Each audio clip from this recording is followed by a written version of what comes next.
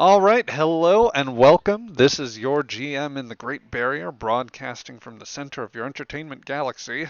We are finally back with Star Trek Adventures Aegis, our mid 22nd century campaign set during the era of Star Trek Enterprise. Actually, this runs concurrently with its fourth season.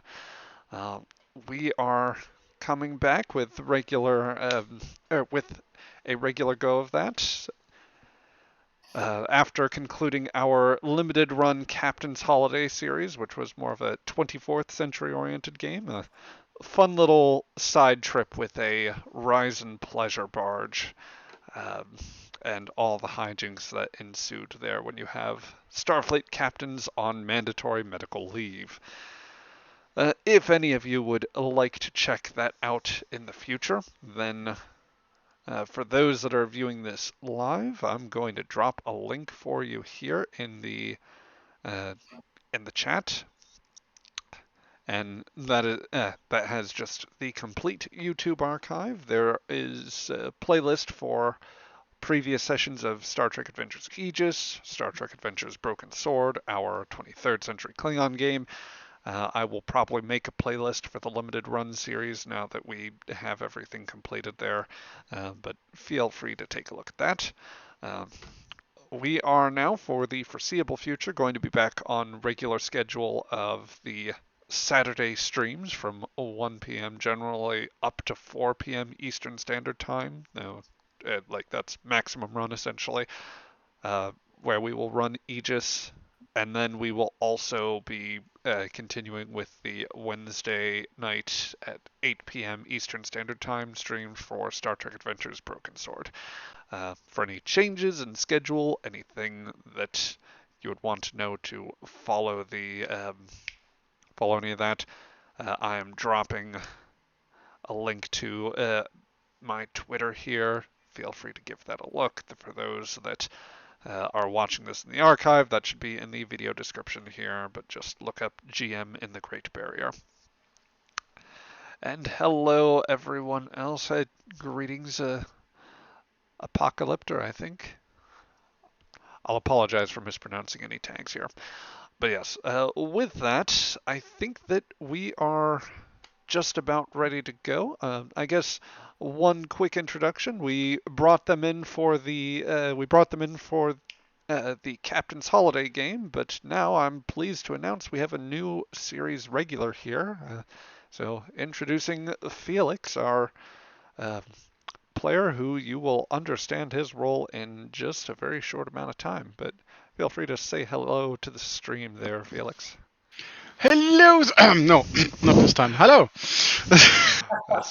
That is. We adopted him. He was so cool. We adopted him. No, I can't do the mock. It's like it's draining. We love the mock, but yeah. The mock is best in small doses. As long as you guys clean the litter box, I don't have any complaints. You merely adopted the mock. I was born with it, sir. Anyway, that all in jokes aside, let's go ahead and show these people what they want and get back to the campaign. So we are going to start off today's session with a log from our Chief Armory Officer, Lieutenant Yulashira. Craig, take it away, please. Officer's Log, Lieutenant Yulashira, 17th Moon Fesso and Lorveln, in the Imperial Year 462. Since our encounter... No, wait, hold on, I need to do the Earth date. Where is it? Oh, yes, here it is. 2ND? What the... 2N... Oh, second! It means second. 2nd July 2154. Since our encounter with the Crozier, the new captain, Colonel Sharp, is, semi-absent? I don't know how it is on Earth vessels, but if a commanding officer of an Andorian ship spent as much time in her quarters as the Colonel does, then I would be worried. I won't guess why outside of her duty shift she's huddled inside like a hibernating glacier T-Hack, but it's a little disconcerting. Combined with Lieutenant Commander Patel's sabbatical, it has left me filling in as acting executive officer. Only the second ever non-human to hold such a position in Starfleet. I would have been first, but a Vulcan beat me to it. But she had a head start, so fine.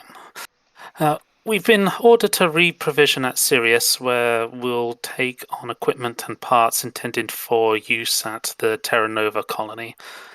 Freight hull in duty. United Earth Starfleet want it done fast and with a decent armament behind it. I feel Starfleet and the Andorian Imperial Guard have different interpretations of the word decent.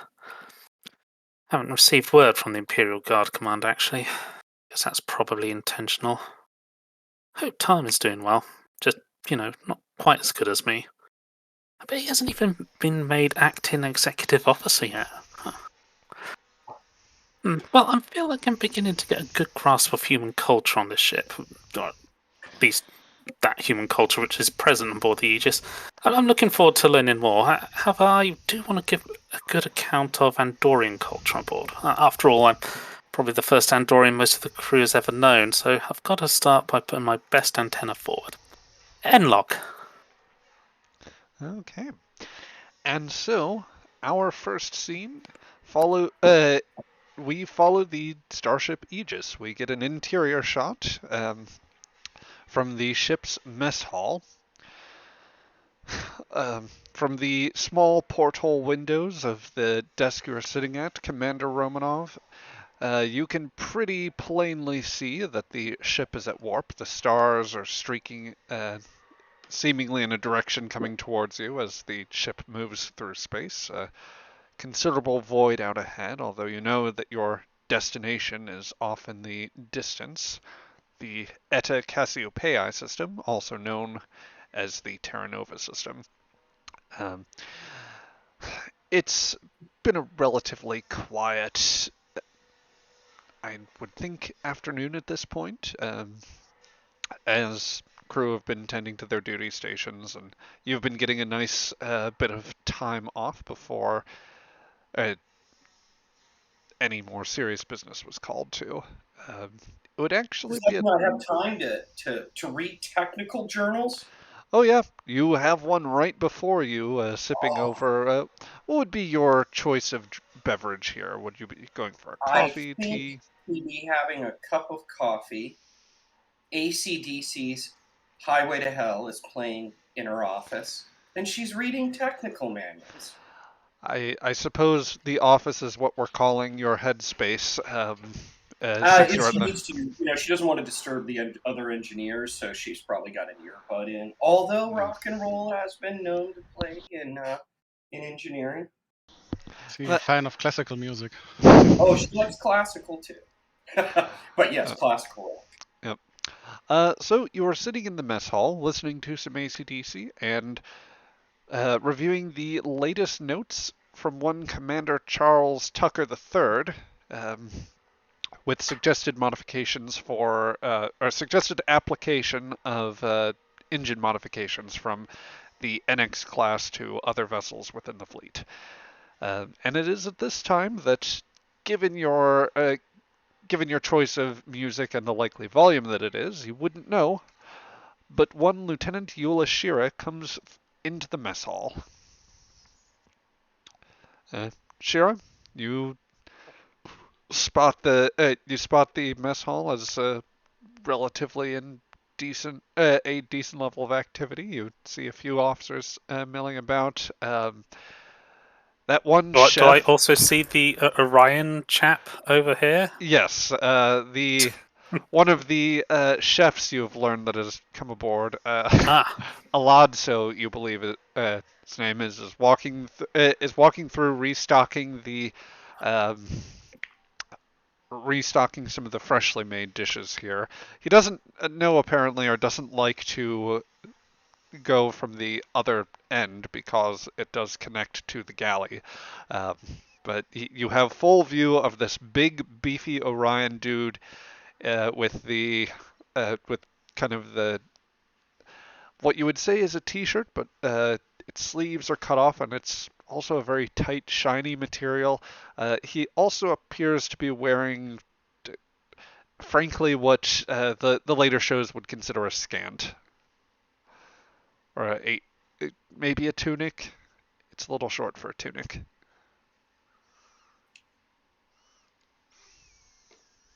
I'll spot Romanoff and put my head in front of her. Oh, yeah, she was looking at Tucker's notes. She pulls out an earbud, and you hear some sound coming out of it. Hey, what's up? Not disturbing you, am I? No, just some pleasure reading. She Oh, good. closes tech manuals. Well, I was thinking, you seemed back on, what's it called? The place where we had the tequila. Oh, yeah. Yeah. What's that? Forget what bar that was, but so I figured you'd appreciate trying some ale with me. And she'll put a clear bottle down filled with blue liquid. Is this Andorian ale, or... I mean, I'm not about to serve you human ale. You've probably tried that plenty of times. Oh my god. No, I tried it once at a high school party on Alpha Centauri. Oh my god. No, it's good stuff. Yes, I'd love to try some. Well, there's a load of varieties, of course. So she'll put down 2 shot glasses. Done. Yeah. So I don't know what human ale is like, but this stuff you have to get the right kind of moss, and she'll start pouring out the shots. You get the right kind of moss, you put it in the purest glacier water possible, and then add in a little bit of yeast and a few, sugar, bit of sugar from somewhere, and maybe a few spices, and then you just let the whole thing ferment over a couple of years, and then you just filter it out, and you get this stuff.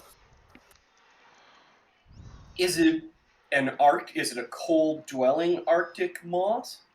Or is it from the warmest areas of your world? I know it's mostly cold there.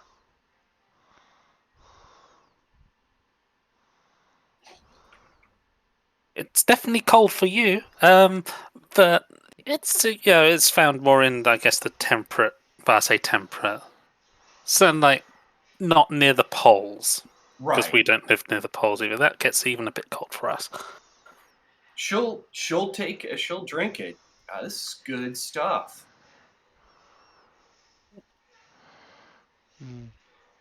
Eula have a shot as well. Just for the sake of fluff, everybody, Eula and Romanov, give me a fitness and medicine roll, and Right. we'll call this one a difficulty 1 roll. Fitness and medicine. Mm-hmm. Yeah, okay. And for those just joining us for their first Star Trek Adventures theme, every sort of role or task here is done by combination of 2 stats. There are attributes and there are disciplines. Attributes are kind of fuzzier elements that describe, say, one's strength or fitness, insight, control, daring, things of that nature. And then disciplines, which are the types of fields one would enter: command, security, engineering, medicine, science, what have you. The goal, as always, is to hit, in order to score a success on a task, is to hit that target number or lower. So in this case, Eula Shira managed to roll a 6 and a 3. Her target number was 13, so both came under those, which means that she scores 2 successes. Romanov, on the other hand, had a target score of 11 and rolled a 12 and an 18. Oh dear. Yes, those are both fails, and I'm Shira, off duty, so I'm gonna enjoy it. It had some kick. She can respect that, you know. They respect alcohol with a kick on Alpha Centauri. yes, This yes. is good stuff, Eula. I like it. I'm It feeling is. I brought I'm feeling I it. brought in 3 bottles. I brought 3 bottles with me. Well, let's keep it safe, and because that's some good stuff. I'm like I said, it's hitting me. Good, good. It should. A relaxing day, Eula. No crises, No crisis. Wow, no that's crisis, no. Everything's running smooth. We're tuned up. what core running all okay. Everyone. Oh yeah, this we're very tuned up, and eventually I'll put in some of these new modifications recommended by NX01's chief. So Oh, your first time on in Starfleet. Did you serve on a Daedalus class? yes, briefly so. Well, yeah, I served for a number of missions, and then I encountered an alien artifact, and it knocked me unconscious for a long time. And when I was revived, they put me on section. What was it? Section 8 GM or section? What was the code? It Section 8. it would have been a Section 8, or at least Okay. the equivalent, whatever Starfleet equivalent exists Yeah, in the the modern Starfleet service. equivalent. Yeah. It's probably supposed to. So they section 8'd me, which wasn't fair because the artifact it communicated with me. Communicated? Or how did it communicate? I don't know how to describe it. And it taught me some stuff. I became more aware of certain kinds of warp physics works. That's At, that's a weird thing to do for an alien artifact. Yep. Well, what alien was it? Unfortunately, I don't know its origins. I know where it's located, but it's been a low priority to find it. It's merely something I track on the side. I think it should be recovered at some point, but we've been so busy. Yes, have run off our feet. And the whole fleet is busy. It's like priorities. Well, there are bigger priorities than finding some little artifact that only a few people might be interested in for academic reasons. Oh, it put a really good engineer on Section 8. Sorry, what is Section 8? Well, when I came out of the coma, I was extremely disoriented. It's for a little while there, if you can imagine, just you're inside your body, but it's like you can't. You're having trouble controlling your hands. You send the message, but your arm's not moving. And then after that, it was as if something had been downloaded into my mind, and I began trying to process it. Well, when you're physically been disconnected, or sort of almost like the reset button was hit on your nervous system, you're already sort of jolting around and having trouble with things. And then I would talk about whatever was processing in my mind, and I believe they interpreted that as insanity. So at this yeah. at this point, the comm line actually, the ship's intercom beeps, And let's see, I believe, Sharp, where did you want her to report? This would be you calling out anyway. Yeah, Engineer Chief, please appear upon the captain's ready room immediately. Confirm. Okay, Eula, I gotta go.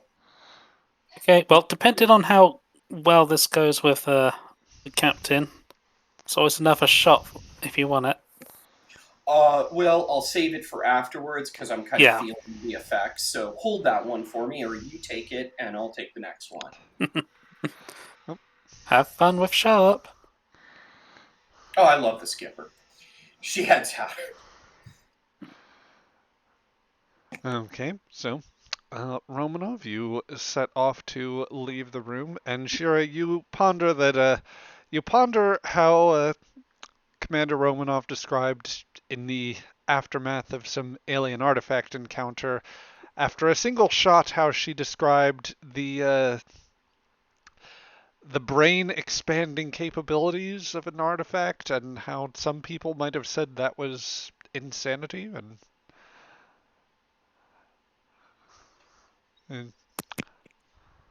Yeah. How much of that was the alcohol, and how much of that is just humans being strange? indeed. Well, as you ponder the encounter, Romanov, you head out from the mess hall and find the nearest turbolift, going up a few decks to where the captain's ready room would be located. You stand outside the door and buzz the ready room. Come in. She comes on in. Oh. Sir, what's up? The captain will be sitting at her desk, flicking through something on the screen, but she'll just turn it off. You will notice on her desk there is a folded up star chart and several books. One has you don't quite get the title, but the author is from Hoshi, and another one is a the translated documentation of regional space. Translated documentation of Vulcan's exploration of regions in space. Oh, Vulcan star charts. She'd noticed that. She speaks Vulcan, or at least Yeah. level Vulcan. Well, it's more. It's not a star chart. It's more of like just a condensed book. But she'll just look over, swivel her chair. Miss Romanov. I didn't want to bother you for too long. Hope not interrupting anything. Well, just so you know, I was off duty. Our wonderful Andorian introduced me to Andorian Ale, which I had some when I was long ago, when I was a little bit younger. Well, not that long ago, but Slow nod and a smile. I see. Be careful with that. It can catch up to you very quickly. I discovered that, but I'm good. It was just one shot. All right. I've noticed that you were I've noticed that you were part of the initial Daedalus test runs with the level. Yes. Mm-hmm. And you're quite familiar with the current refits to the engine of our ship. Yeah, I'm also reading Tucker's latest engineering guide of how to adapt NX01 mods to the to our beauty. And how likely are you to make those modifications while in transit? Unless you believe there's a tactical danger or situation, or we would need additional capacity, I would rather do that stuff when we were maybe I'm always cautious about adding any kind of refit. It's You that know, expensive. I trust Tucker. I think these are legit. I could begin working on them now. I was just reading them and kind of considering a possible, time frame for work. Do you want me to accelerate that? I can do it. Well, first off, I want your assessment of these possible modifications in themselves, given your own background and experience with the They're engine. very solid. Um, Tucker tends to look at everything through the perspective of the NX-01 series, and a lot of Daedaluses have additional new modifications to begin with. So I think that the engine mods are solid. Those could be done. Yeah, it's doable. I was already kind of thinking about it and thinking of proposing it to you. As it stands right now, we are in the galactic community not quite as up to the pace as everybody else, and certainly are still in a bit of a catch up, especially Yeah. when it comes to Vulcans. Yes. But even such things as Klingons and Andorians, Nausicaans, um, she opens her mouth and just closes it and smiles a little wider. There are certainly means that we need to catch up on, and especially when it comes to engines. I've noticed that certainly on paper, she'll like look around, grab one from one of the books that are on her desk, and sets it down. On paper, it says that the ship can certainly push a slight more. Can you? Is that achievable to get even further than what it says on paper, or would that require more dry dock and experimentation? GM, what's Romanov's best assessment? Well, you know this design and you know where the technology has been going. You maybe aren't completely caught up on all of the latest Starfleet advances, but it sounds as though Sharp is looking to challenge what the ship can do and see how much of those improvements can work in. With a solid engineering team, there's probably some work you could do out in deep space whilst you are in the field. That's certainly where Tucker's done a lot, and these old Daedalus class vessels are a pretty hardy bunch, are very rugged, so they could probably accommodate some designs if you choose to make a project out of it. Yeah, we could do some of these modifications out in the field. I mean, look, Tucker did most of them out in the field. So the only thing I would suggest is we'd want to do it within the safe zone, before we head out into any unknown space. I can start working on the simpler stuff that's, failure is, well, we just reinstall the part.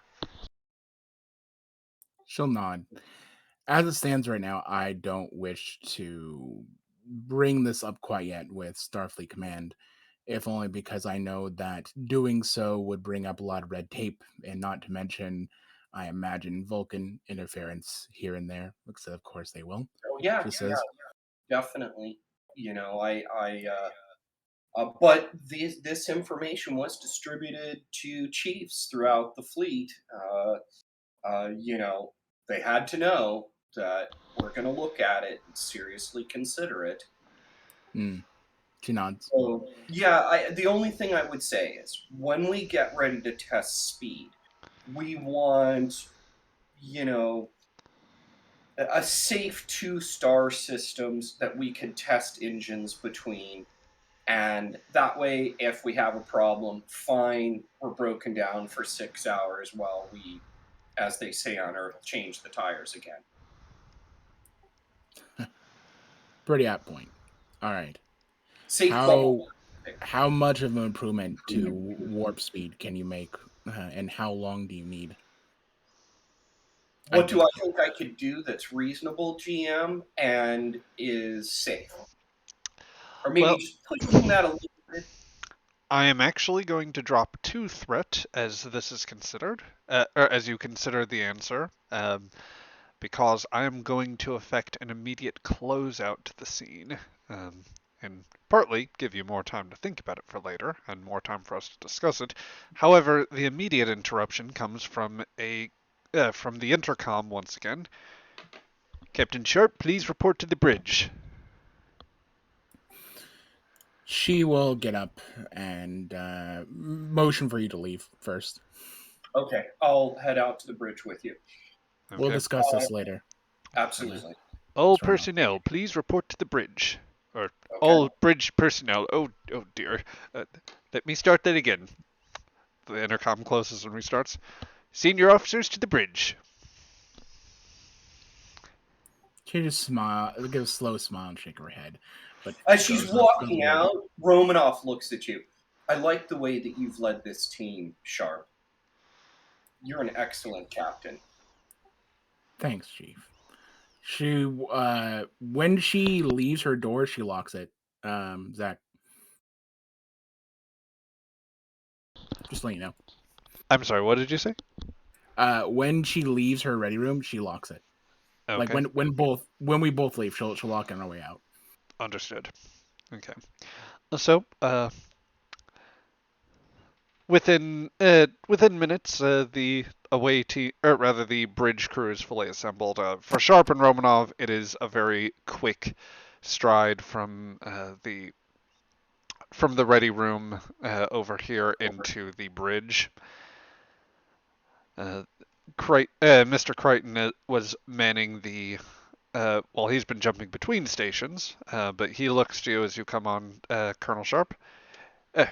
Captain, we have a distress call of some sort. It's very garbled, but I think that we've made out a vessel that is being pursued by another vessel of some sort. A little difficult to discern from this range. I have, however, determined that we only need to correct our heading by 3.6 degrees to port and decrease our z-axis by 13 degrees in order to intercept. She'll just nod to Conley, like approved. I did the math, Captain. I thank you. She smiles. He seems very pleased with himself, so he's going to go back and man his comm station. Yeah. Shira, I just nodded to Conley. I've just approved. And then I'll say red alert. She looks over to Shira. Looking over at Sharp, you want me downstairs or you want me upstairs here at the engineering station? Here's fine, Miss Possible. Romanov. as Crichton sits down, he and hears you say, I'm sorry, don't you mean action stations? Action stations, of course. Why do you keep saying red alert every time? Do we I don't know. It's been a long day, Crichton. I suppose it is technically condition red. One could call it a red alert, but it's very... You feel a slight headache coming on. Yeah. She'll just say, man your station, Crichton. Right. Action stations. All hands report to your action stations, please. We are at condition red. A red alert, he says, with a smile and nod. She'll just rub her temple. Bring a hand up to rub her temple a little bit. But yes, there is no alert klaxon that sounds. However, the lighting does go down to a dark blue with the occasional flash of red lights around. Connolly has made the necessary course corrections and reports, Captain, we are coming out of warp. We're ready to come out of warp now. We should put ourselves right on top of them. Excellent. All right. Shira, make sure the plating is polarized and phasers ready. Romanov, Plating polarized, phasers charging. And Phase cannons. No. Sharp will never get used to this insistent terminology. Yep. Anyway, Connolly pulls back on the warp throttle, and ahead of you in the visual, you see what appear to be two ships. One one smaller one being pursued. Um, the pursuing vessel is unrecognizable. It's a weird gangly type setup. It would seem like almost a pincer shaped sled, very sort of blocky, and with a couple of projectors that are arrayed in a vertical segment, essentially down the middle of the ship. They are shooting out coherent beams and sometimes alternating pulses at a small shuttlecraft, or roughly shuttlecraft-sized vehicle.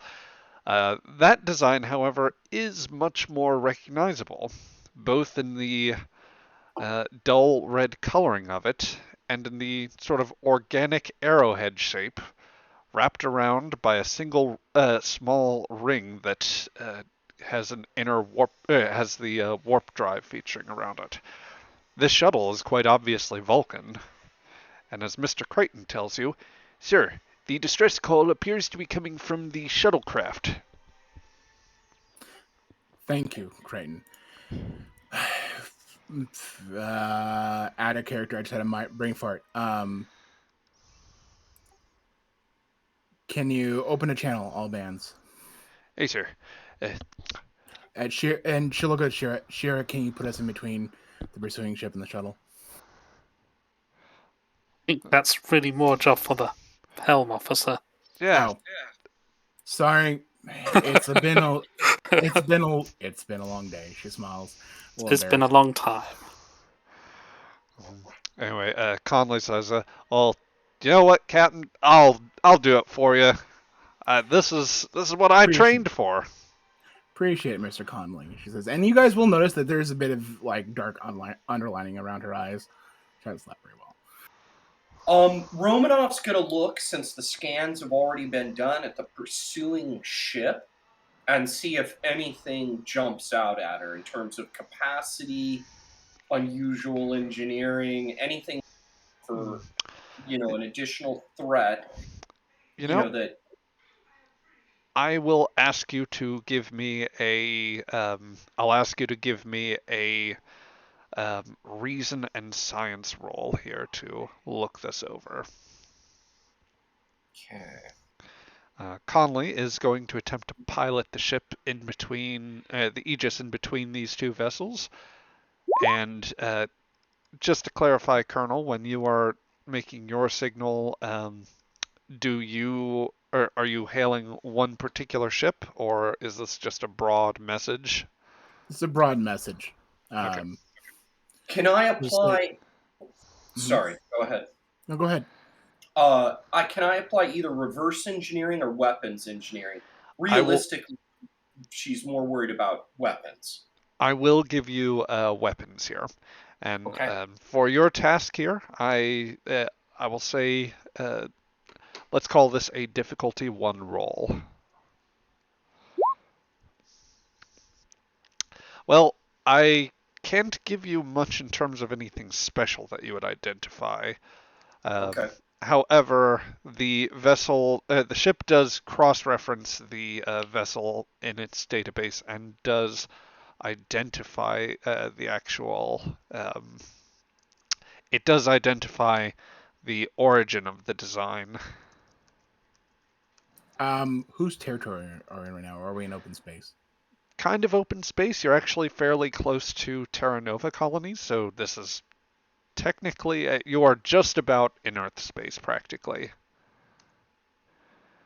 All right. She'll say, "This is Colonel Lillian Sharp of the Starship Aegis. We have received a distress signal and certainly come into a skirmish.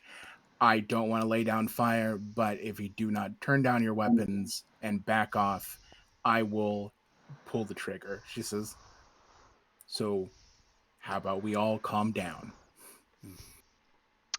The slightly larger pursuing vessel is going to adjust its course to where its bow and forward weapons arrays seem more pointed at you than anything else.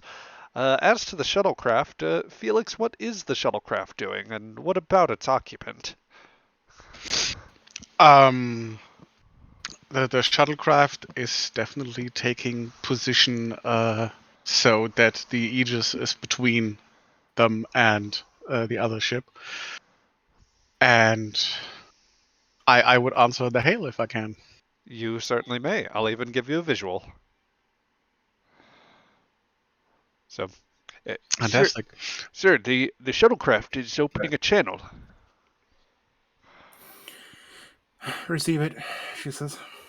And on the forward view screen, you get what could best be described as the most disheveled-looking Vulcan man any of you might have ever seen. Felix, if you would like to jump into more details here, tell us Yes. about Sorrel. So you see the screen yourselves. You see half the screen is like filled with smoke that's coming from somewhere. In the background, there's a conduit that has like exploded out of the wall and it's just like spraying just electricity because nothing in Star Trek is ever secured. The occupant is obviously Vulcan, as you can see on the pointy ears and the very stern eyebrows. But that's like where most of your familiarity ends. He has like long hair that's tied back. A part of it has been undone. It's like hanging in his face. It's like smeared with a bit of blood that comes from a cut on his forehead and just dirt. And a full beard that looks also a bit scorched, maybe. And he just answers, "Captain, Colonel Sharp, is it? I think I could use some assistance. I've had at least 3 critical damage systems, and I'm not sure how long this beastie will hold." We receive you, shuttle. We've. I hope you don't mind transporters. She says, as she'll just nod over to Romanov. That's Right. what I was thinking too. I'm going to grab onto him with the transporters. Are And you running down to the actual transporter bay in order to do that? is that the best place to do it, given the difficulty of this situation? Yeah, the Okay, transporter is a so very newfangled contraption at this point, so I totally agree that it wouldn't be as controllable from the bridge. Look over at Sharp. Got to run down to the transporter console. Go. I'm busy. As she interrupts you, just go. Yes. It's like while she's like changing scenes, like the Vulcan is like, so it's transporters. So Starfleet is finally using transporters. How long did you do that? Is that working? Shuttle shakes like it's like Would you prefer animization or atomization? She smiles. Hold. She says that she just like slits her throat with her hand at just home. cuts the audio. I am taking the fastest route to the transporter room. That means if I'm going down a tube, I know this place. I'm getting there as fast as possible. well, given how the crawl spaces are arrayed, I would say that the turbo lift is still probably your best bet. It essentially runs down the center of the spherical primary hull section, and that will get you down to, let's see, deck 5 in very short order. As that she's going down and we cut off communication, she'll look over to Shira, get a maker or two down to transporters as well, just to be on the safe side. Very well. I'll dispatch a pair of Makos or Starfleet security there. Mm-hmm. No, Right. the muted Vulcan just looks to you as Maybe the doctor should attend just in case. I mean, She nods. She'll signal, say, she'll hit her own personal communicator queue and say, Captain Dr. Lambeth, you're needed at the transporter room. Yep, on my way. Crichton, could you switch over to our rather rude, the rude one, she says. Yes, sir. They are quite rude. They've been screaming obscenities in my ear for while you've been talking to the Vulcan. Lovely. Uh, Switch him putting over. putting you on with the Colonel now. Uh, and immediately you'll get an angered voice. We demand that they immediately be surrendered for inspection and that you identify yourselves. We will fire if need be. Again, this is Colonel Sharp to the Starship Aegis of the United Federation of United Earth. You have more or less started a shooting match within nearby, at least close enough to my backyard. I ask, if anything else, to why you bring your business so close to our borders, and perhaps explain yourself. We will do that, and you will perhaps come to your senses then. I'm Colonel Prote of the Tandaran Defense Force. We are investigating the possible activity of Suliban in this sector, specifically the criminal organization known as the Cabal. This vessel refused to stop for inspection and may be harboring either Suliban technology or persons on board. We require an immediate inspection in order to determine their status and a full accounting of everything aboard that vessel. You make such demands, excuse me, Colonel, but you make such demands in international space territory? We've received no word of any claim in this sector that would trump ours, and we have a right to demand that given our security concerns. The Cabal is a danger to all powers in the quadrant.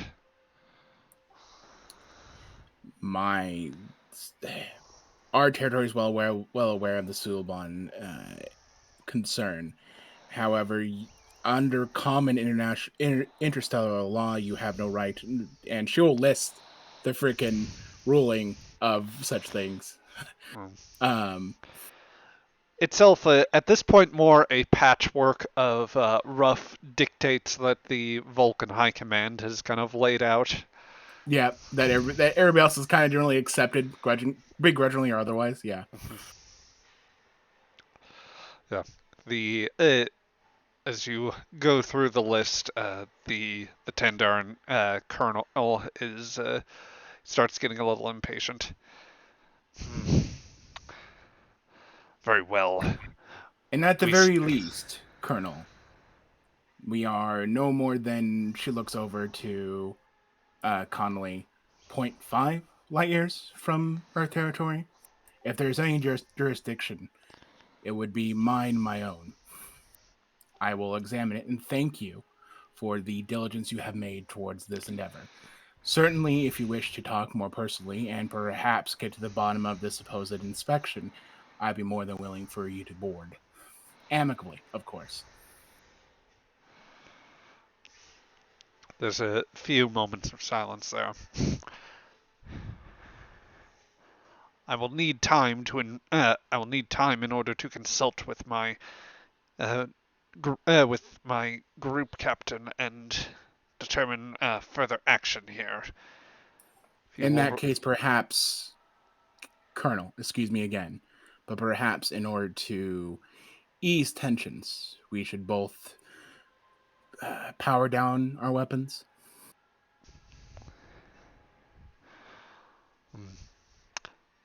The officer at the sensors post gives you a nod, indicating that they have indeed powered down weapons.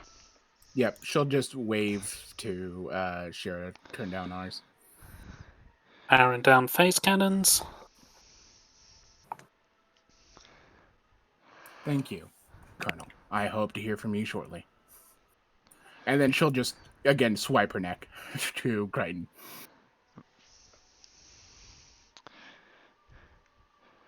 And he'll shut it off. Oh, well, that was rather tense here. Oh, should I leave the Vulcan on the screen, sir? The last message was audio only, but the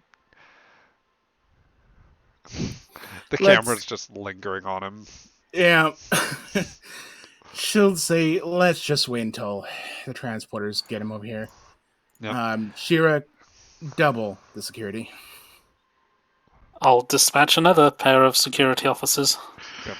I like to think that as you're saying this on the screen ahead of you, this man just lights up as the particle effect begins to swirl around him, and he's deconstructed molecule by molecule in order to be beamed over. I can't wait to die in a transporter accident for the short-lived character ever. I was thinking that would be hilarious. I did that. It kind of would be, but I would also be disappointed. Yes. Gotta make a new character. Oh dear, all Saral wondered number 2. if there's any issue with this transport, I will blow a determination to make sure he's safe. Yeah. Well, as the conversations up in the bridge are happening, Romanov, you arrive. The doctor gets here a short time before you. Dr. Lambeth has his usual bag of medical goodies, and a couple of Makos are also joining you on hand. They're Excellent. in full combat kit, particle rifles at an alert carry. And Chief Jemison is standing at the transporter console, preparing to engage transporters. Okay, now Romanov Commander. has no ego about this. Is he better than I am? Because what I can do is maybe help him succeed. Or am I more proficient with this stuff at, engineering 5? He has more specialization with transporters, I will say. Then can we work together and you determine how that role is done? Certainly. I will let you determine whether you wish to assist um, or take lead. He will apply technical expertise, so he may re-roll. He'll earn a free re-roll in the dice pool, whatever you roll here, and um, let's see, that would be control and engineering, assisted by the ship, which will roll a single die to assist with structure and engineering. Okay, I'll look over at him. You lead, I back. Go for it. Aye, Commander. And Chief Jemison, he's going to make his roll here. So that's 3 successes, and that is exactly what was needed, in part because it's a base difficulty 2 task. However, since you are beaming him from a location without a transporter pad, it increases the difficulty of the task by 1. So that is... Then what I'm doing to assist him is I'm there making sure if there's any extra problems on the transport, I've got those transporter antennae with a little bit of extra energy, and I put a little bit of extra energy in the transporter room in case I got to keep them in the buffer. We don't tell people if we've left them in the buffer. Oh dear. There's no missing time. You weren't in the buffer. So that is 1 more success from Romanov, and if anyone would like to roll for the ship, that is going to be engineering and structure that is used there. So at this point, we're just basically earning momentum. Which, for those of you unfamiliar, whilst somebody in the crew decides to roll for the ship, momentum is essentially what is earned when a character succeeds at one of their tasks and exceeds the difficulty. So in this case, they only needed to score 3 successes. We had 1 person with a primary roll, which this is a 2d20 system, so it's always 2 dice. It's let's see, structure and engineering for the ship. Or wait, Okay. no, sensors and engineering rather. Okay. Um, But yes, every success that was done in excess of that earns basically points of momentum that can be used to buy additional dice, find other ways to support them. And I'm going to say, because of the technical expertise talent Chief Jemison has, Panda, you can actually re-roll that 0 there. Still no. All right. Well, we had to try. So I will deal out one more momentum since Romanov scored an assist. So on the bridge, that close up of the disheveled Vulcan's face dissipates as he is broken down atom by atom and compressed into a data stream, and he shows back up in the transporter room, which is really more of an alcove separated from a hallway on deck 5. It's like, transporter room to bridge. We have the occupant. Um, Saral, you find yourself in a small alcove. As you'd expect with some transporters, it is a elaborate series of lights and panels surrounding you. Um, there appear to be half a dozen humans standing in front of you, some with varying types of gear, but a good number of them appear to have particle weaponry of various sorts, mostly the rifle variety. It's a warm welcome. He's like just making sure all his limbs are still there, and it's like You're good. it's unexpected exhilarating. Yes, you should be good. I'm Lieutenant Commander Romanov. I'm the chief engineer, and this is Dr. Lambert, Hello. medical officer. Pleasure, I assume. Soral's the name. So what about my ship? Well, I'm not sure what the status on the bridge is, but I'm pretty sure that Captain Sharp has the situation well under Let's head to the bridge. No? control. I'll just call up to Sharp. He's on board. Is there? Do you want us? Where do you want us to bring him? Doctor, is any sort of tests you can confirm whether or not he is Vulcan? I'm gonna guess probably. Yeah, they've got a different color blood or something, right? Can do that at least. They How do have you check more for of a Suleiman? Well, I'm just wondering, like, because how good is Suliban camouflage? Like, can they also bleed green essentially? So the way it would work with Suliban is that generally they the camouflage that modified members have, as is the case with the Cabal, Mm-hmm. generally kind of falls short under genetic testing. It's very difficult with a hand scanner to work that out for certain. However, um, the medical facilities aboard the Aegis would be adequate to do what needs to be done. Yeah, I think I can figure it out. All right, take him to medical. Romanov, I need you up here again. Got it. Pleasure to meet you, sir. I have to head back up to the bridge. You're in excellent hands. Welcome aboard Aegis. So as you leave, he turns to the security. So we're not going to the bridge. I am. I'll see you shortly, at some point. Yeah, we've got to just run a few tests first. Ooh, Starfleet Medical. How exciting. Yeah, Well on, lead the way. I'm half Starfleet, kind of, but I've got the full equipment, Starfleet-wise, so... Well, I certainly hope you give me a tour.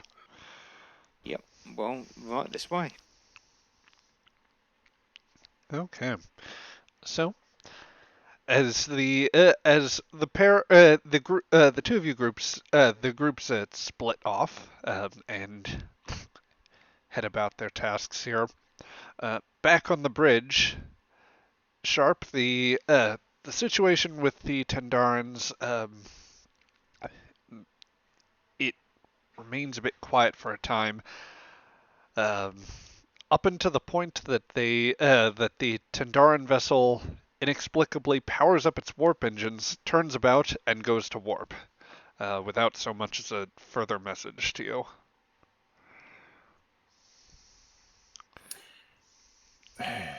Crichton, could you perhaps send a message to that ship and thank it for its visit and hope that the next encounter will be just as pleasant, if not more so?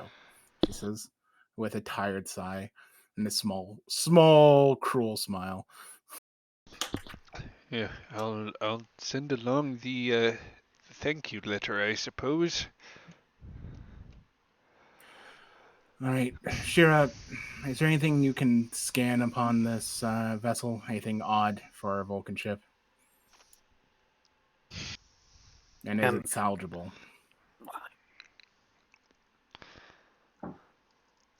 I can try and determine the whether it's got weapons, its armaments. She nods. Okay, give me a reason and security roll, difficulty 1. Reason and security roll. Focus in shipboard tactical systems. I'll give you that. There you go. Okay. 3. That is 2 successes, which will net you another 2 momentum since it exceeded the difficulty. Nice. Yeah, there's not much in the way of armament that you can read out. I would imagine that that this is more like a civilian craft, so it is very lightly arrayed here. It is heavily damaged, but it seems to at least be in stable shape to where the ship isn't going to blow up and harm the Aegis I've brought aboard. You can definitely use some damage control, but it's something that could be taken care of in fairly reasonable order, either by the Vulcan you've brought aboard or even an engineering team, provided you had the Vulcan's permission, of course, or if you were just impounding the vessel. Ship seems to be salvageable. Minimal armament systems, so not exactly a threat to anyone, especially Tendarans. But we don't know what's hiding there. She nods.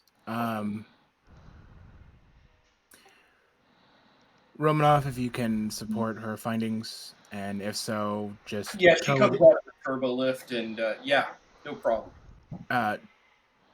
Shira, if it's good to go, tow it in, and Conley turn around and continue our way back to Terra Nova. I'm gonna get a nap, and for at least for an hour. She gets up. The question is, we don't have tractor beams, so we got the grapples. Is that Yep. thing on this? You Yeah. have a grappling. You have Aha, the grappling okay. cable. That's in why order she said. That's the tow. Literally under tow. That's how my ship dies. Excellent. Okay, I will fire upon the Vulcan ship with the tow cable. I'm going to order an engineering team and just in case a fire suppression team to the shuttle bay, and I'll let the deck officer know that this ship is in. Keep in mind, Romanov and Shira, we do not have permission given the accords with the Vulcans and United Earth. So just put out any fires that are concern, and if need be, if it becomes too much of a concern, shunt it out. Got it. I'll post a couple of security officers at the hangar. She'll just nod. I'm gonna take a nap. Let me know when Lambeth finishes his examination. I mean, it is a Vulcan design, but it's a civilian ship. Yeah, Vulcans are incredibly fucking stingy, so she's not taking a chance. So yeah, she'll just get him. So let me know when the doctor is done with his tests, or we reach Terra. She says, Terra Nova. Okay, so that will be Craig to play claw game. That will be a control and security task assisted by the ship's structure and security. Difficulty 2. And just for the fun of it, I am spending 1 threat token in order to increase your complication range to grab this damaged shuttle. Oh, I will use bold security to get an extra dice and give you that threat back. Yay!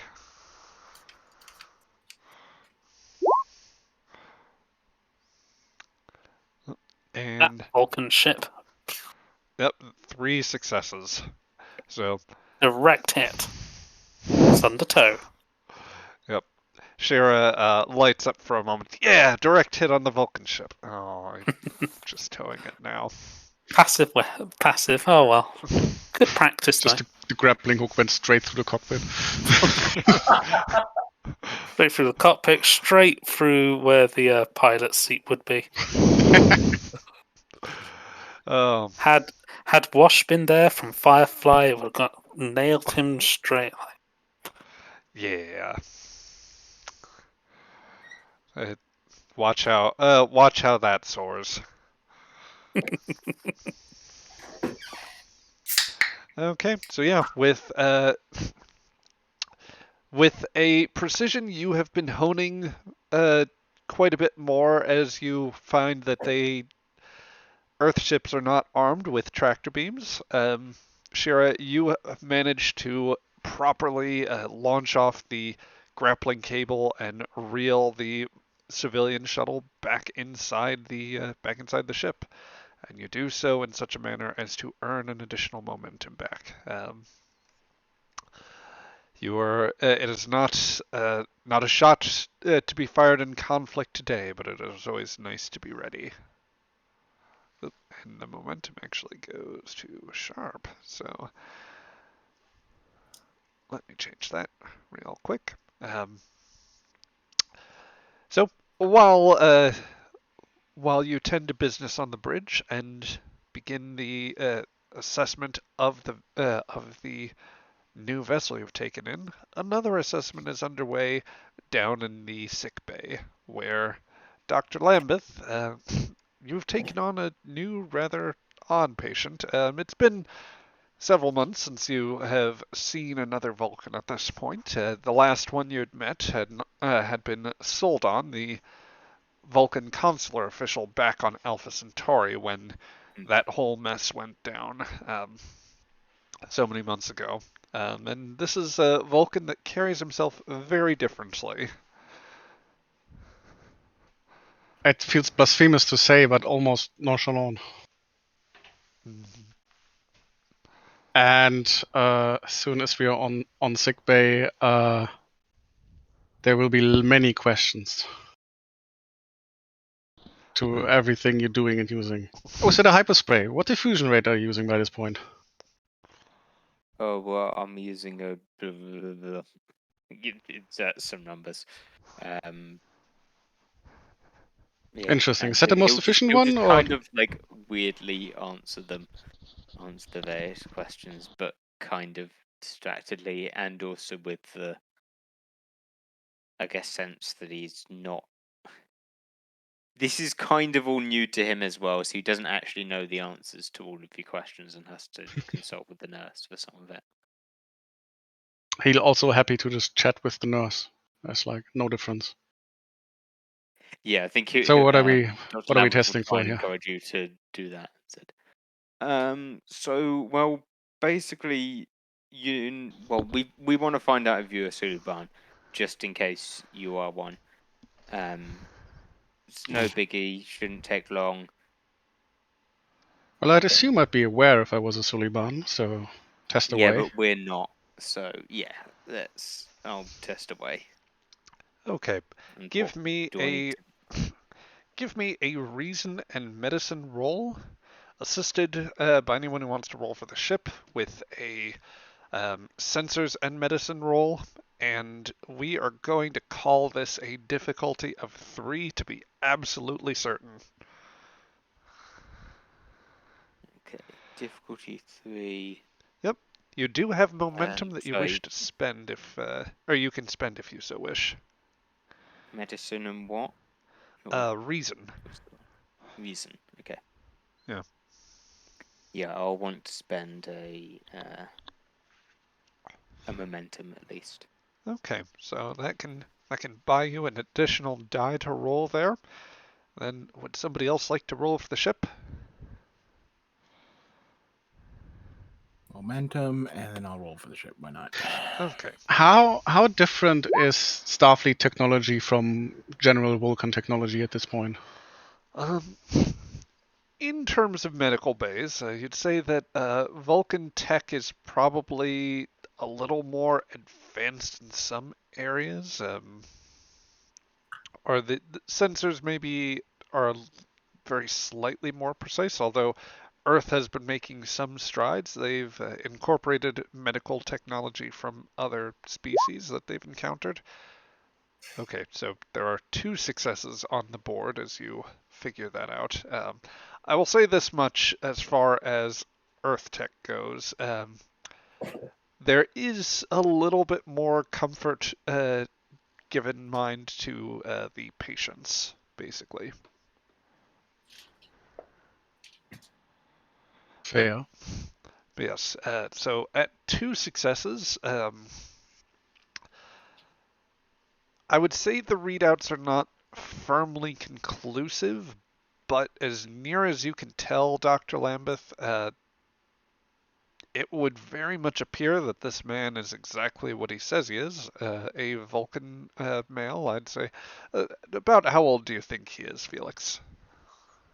Somewhere in his 50s. Okay. Then a Vulcan male, somewhere in his 50s, so still very much in his prime.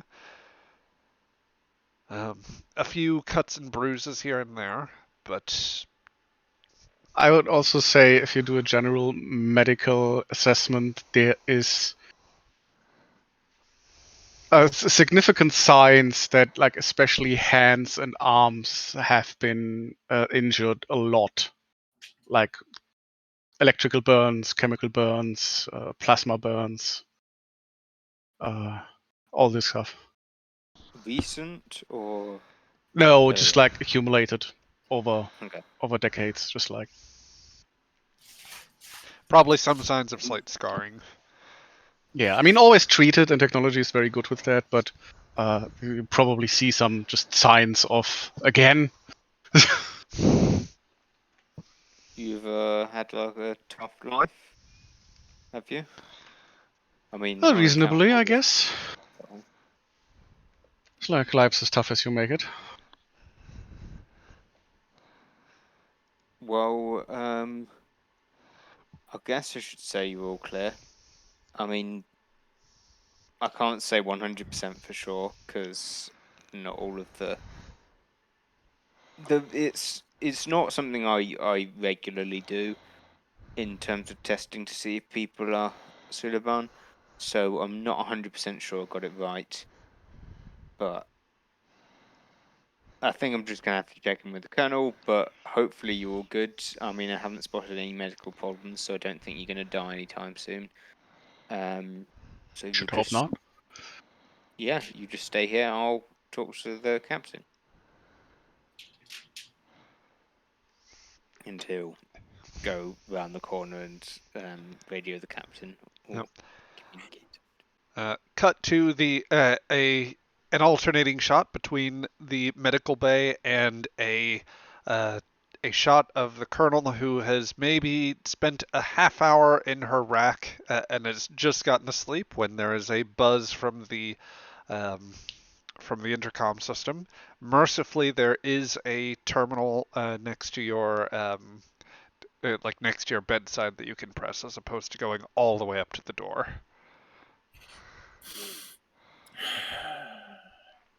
Hmm. Okay. She just reaches up and presses the button, receiving.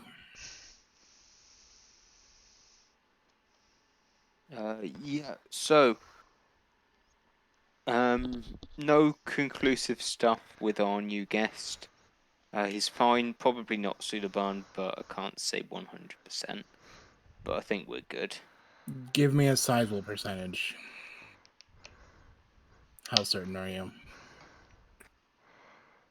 Ugh. That's a little difficult because it's like the odds that a random person is a Sudaban is like very low. But so if I say like 90%, I don't think there's actually a 10% chance that he's a Sudaban. Like that's way higher than there would be for your average person.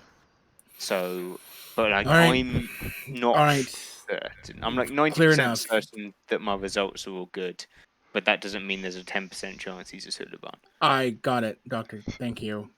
Yeah. Okay. He's otherwise fine.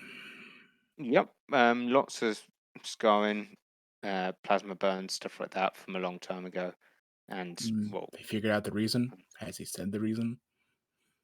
not particularly, just a rough life, from my understanding. All right. Okay. Um. We'll have a meeting. In an hour. 1 second. She just switches over to the bridge. Captain for bridge. Shira would be at her post at this point, I think. Here. How close are we to Terra Nova? Connolly, how close are we? Oh, I'd say we're about an hour away. I punched up the warp after the whole business with the Tandarans. Lieutenant Commander Romanov was pretty friendly to that, actually. Think we can probably get there just a little bit faster. Okay. Shira, since you're acting XO, can you set up a meeting for an hour and a half regarding the Vulcan? Maybe make it 2 hours, sir? Fine.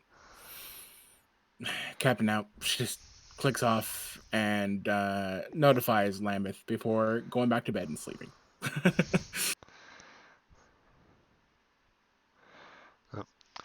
So, presuming Shira says something about it to Conley as well, would you have the mind to slow down the vessel a little bit so that it buys everybody a little bit more time to be ready and, in the Yeah. captain's case, rested?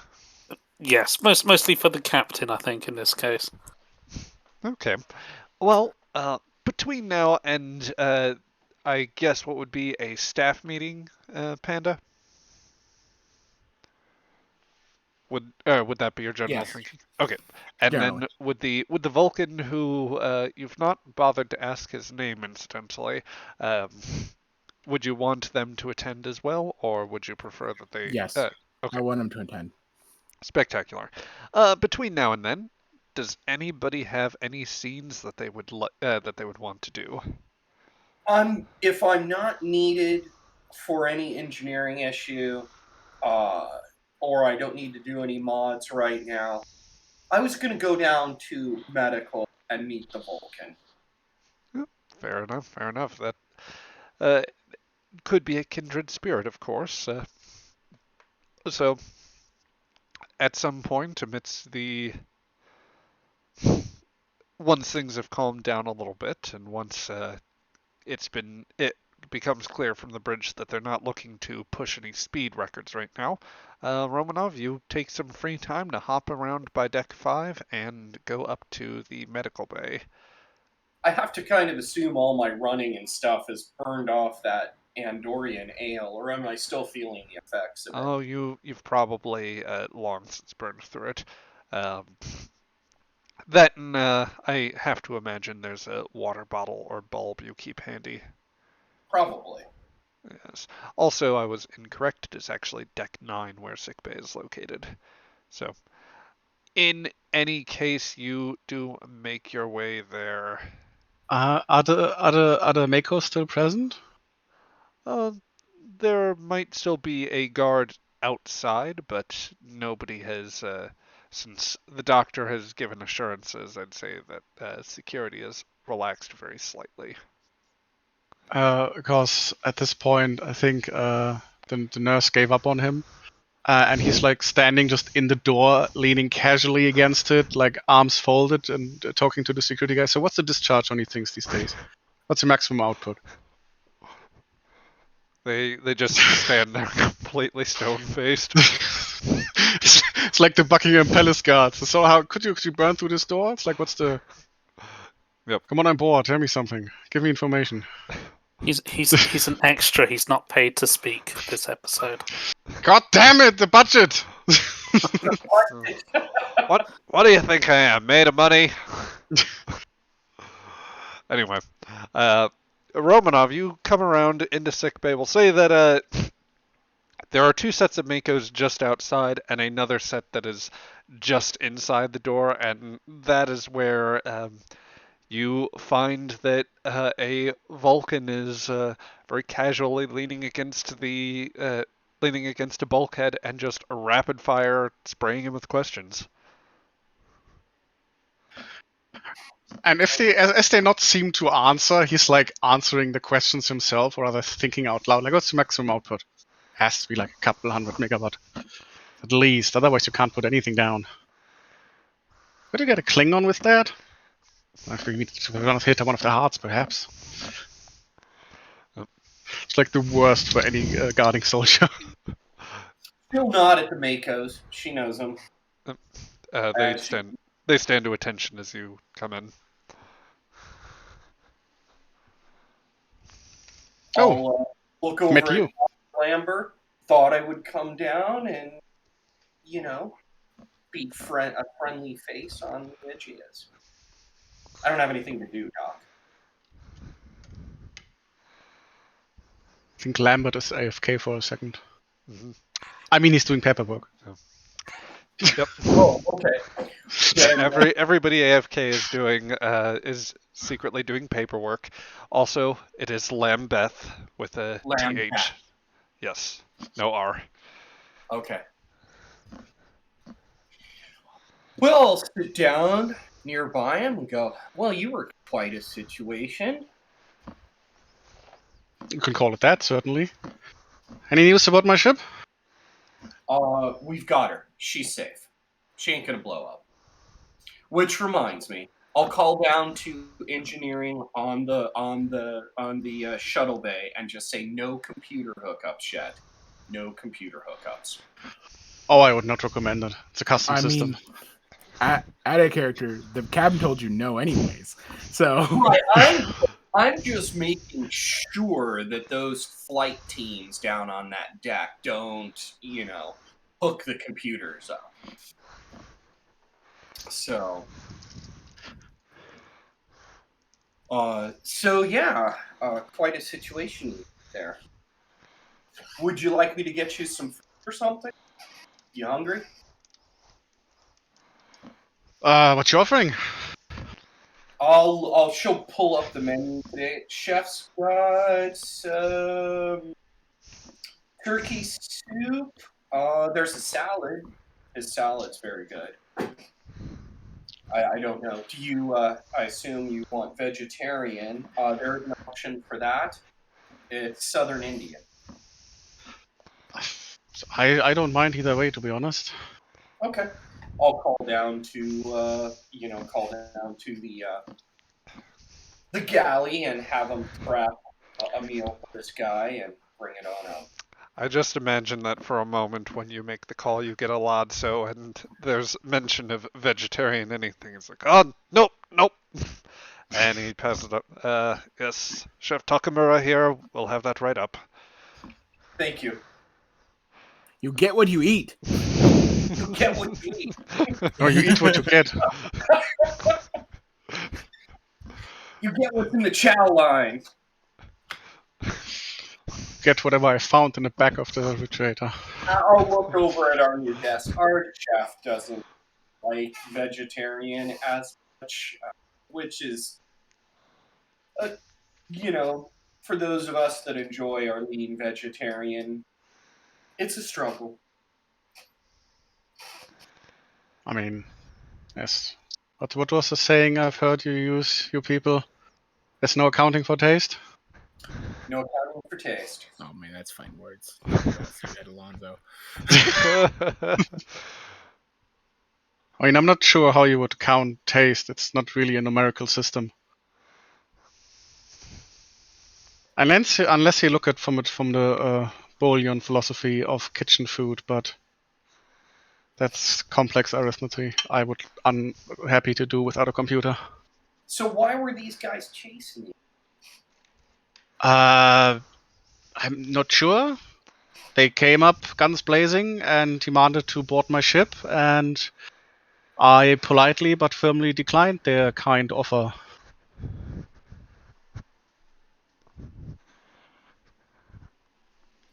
Fair enough. Well, you know where you are. You're in a Earth ship, so Yeah, it's Starfleet. It's like literally on every door. yep. So what brings you out here, I guess, is the question. Oh well, we're a Starfleet vessel, exploration, support. So What are you exploring right outside Federation space? well, The we were Federation doesn't exist yet. right Right outside Terran space? there in space. That sounds mirror universe. I don't like it. That's probably a slang term. It's probably Earth, a United Earth space or something like that. Well, at the moment we headed to something else. We received your distress call, so Well, thank you for dropping by. where were you coming from?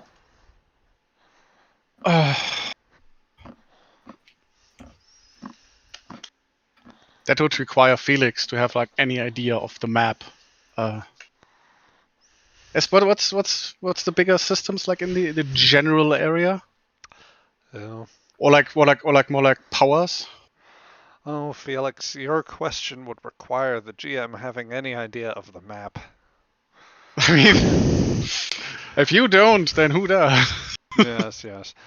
But no. In all seriousness, I can get that answer for you. Um, I do feel, though, I will just say for the sake of narrative purposes, some of this might come out anyway in the I broader. was going to end scene. I just wanted to be, she just wanted to meet him. So, that was really it. Yeah, fair enough. But let's see. We will at least say that you take a little bit of time to converse here. I don't know if it ever gets to that point again, but if you decide to start spraying her with questions, I'm sure that Romanov is a little more friendly, or like a little faster to answer some of that. Yeah. And she's wearing, you notice she has a ring with a really obscure Vulcan symbol on it. It would be really old, really obscure stuff. I mean, that certainly will come up in conversation, but I feel that's a scene for another time. Yeah. Well, and she we'll just say busy. We got called to the meeting. So. Yeah. So you were given time to eat a very tasty vegetarian curry dish before you are um, before the Makos escort you to another room. This time with this time with a number of officers. Some you've met, some whose voices you've only heard or you've only seen on the screen before you. Let's move everyone over to that set there. I will say, sorry, their names, all that kind of stuff.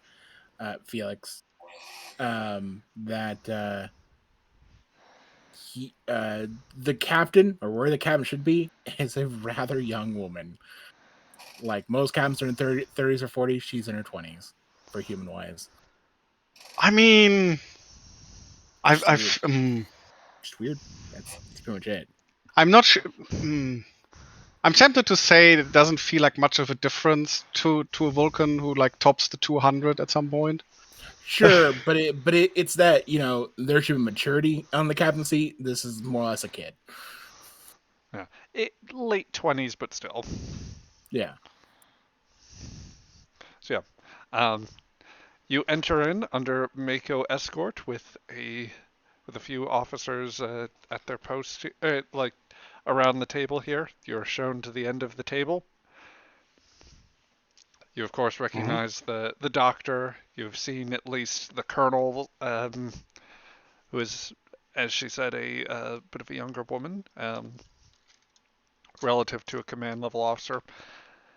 But yeah, otherwise, a few faces you don't recognize from before. Chiefly an Andorian who is eyeing you warily and might be the one person save for the captain of the ship, who is who would have a sidearm on her. And correct me if I'm wrong here, Craig, but would Shira be wearing Earth attire, or would she still be in Andorian garb? If it's left up to her preference, she'd probably use Starfleet attires in order to, be part of the crew. Part of the ship, part of the crew. Yes. Part of the ship, part of the crew.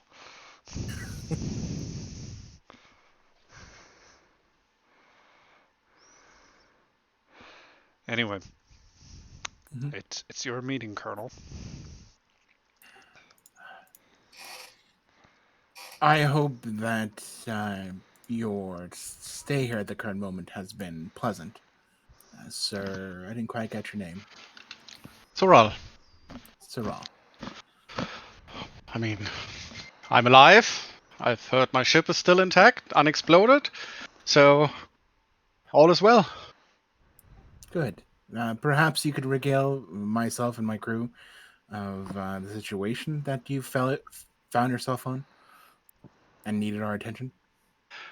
Well, I was on my way from space A to space B, and just A and B is like two powers in the area, like greater ones. And this ship just came up out of nowhere, looked their guns on me, and told me that I would be boarded for being a suspected Suliban, or something of the like.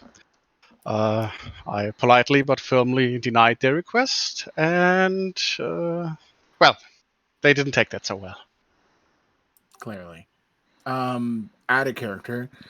GM, how far are we from Tendar in space? The Tandarans, as from what you know, they operate, I believe, it is more in a relative. Let's see. I believe it's more of a galactic, like on the stellar disk. It's a bit further coreward than where you would be located. So the space is not terribly well known. Earth has only made some partial strides out in that sector, so there is very little in terms of information available about the exact Tandaran areas. At best, Starfleet understands where one, at least, security station was located. Right. She'll just mentally add that to the list, Zach.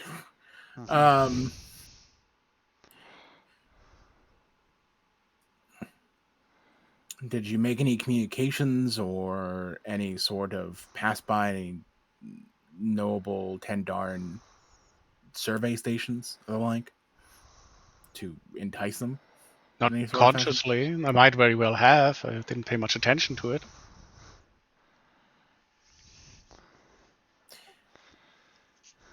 She just nods. If you don't mind, my ship can help repair and ensure that your shuttle is repaired to the proper order.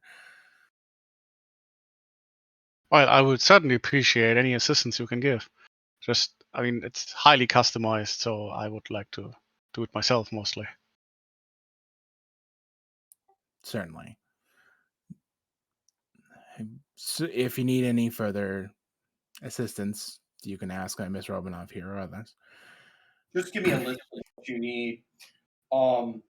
Captain, just to be cautious as always, I thought we'd use separate portable computer systems to work on his ship. She nods. Approved. So, what brings you? What is your profession, Mr. Sorrel? Bit of everything. I guess if you had to nail me down, it would be a good word. Scientific engineer? Engineering scientist? Just She'll just nod. try to. I don't know. Why am I here? Excite my curiosity, I think. I guess that sums it about up. Curiosity of what? This Everything is that is to be curious about. this is my chief security, Eula Sorrel. Ah, She that's nods. why the Right. piercing glances. Antenna trained on Sorrel. The distrust is palpable. Yes, you might be shocked to see that he's like actually smoking.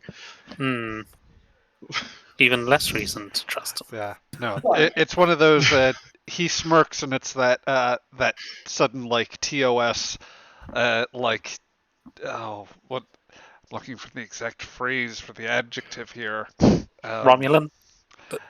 Less that, more like it's that one horn that's like very buzzy and like just suddenly shoots up. Dramatic tension. Yeah. Yes. Romanov is watching those antennae, and then he does that, and her mind, she's kind of looking at it too. Oh yeah, they're flirting, absolutely. Vulcans without logic. I'm spacing it, but my character would probably know, having come from Fringe and dealing with Fringe Vulcans. And I had a Vulcan education on Alpha Centauri. I'm spacing the name of those Vulcans without logic. I don't remember them either. It was one episode, man. And not a cringy episode at that. Well, we are making our way to Terra Nova. In fact, we will arrive there quite shortly. Certainly, we can leave you in your shuttle there, if you so insist. But that is probably the extent we can give, given the nature of our own profession and assignments. I mean, I've been told you do exploration in these parts. That sounds do. exciting. It certainly can be. She smiles. Oh, I know. I want to hear that story, whatever it is you're just remembering. But I was more curious, like, what are you exploring right outside of Terran space, or planet space, or human space? Add a character. I'm sure such things are generally classified, right? Until say otherwise, right, Zach? In very generally speaking, yes. The resupply mission you're effecting to Terra Nova right now isn't terribly it's pretty low security so far as that's concerned. They just wanted to make sure that material was sent to the colony. There's a known claim that Earth has to the system. Simply doing a milk run, as it were. Nothing further. And if I did, I'm sad to say, but given Starfleet regulations, I really can't say further. I wasn't aware that humans are that dependent on milk. That's interesting. It's Go ahead, it's Mr. Romanov. It's Oh. a One of Yeah. those. I understand.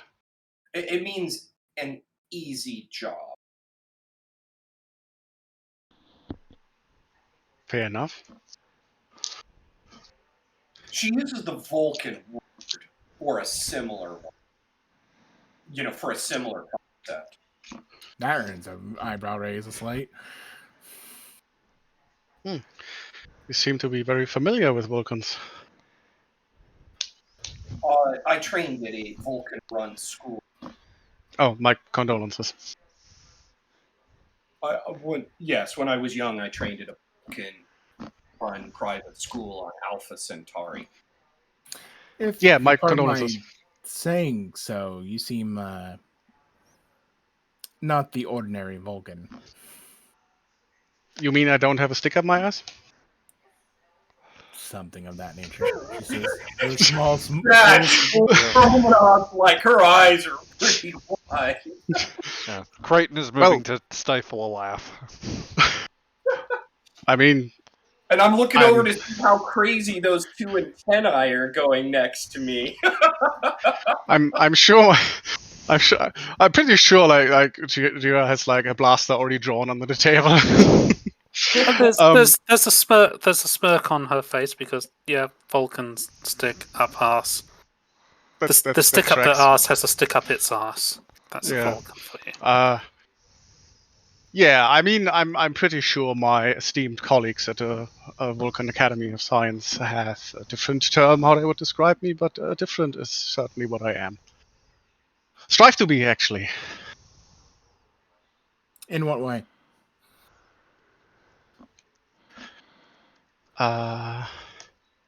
Well, it entirely depends. How philosophical do you want to be? Are you a follower of Vash Katur? Vulcans who do not follow the culture?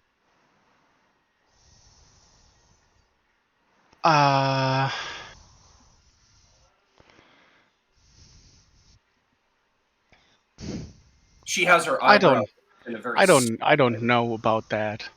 I'm just a very chill. I'm not the most.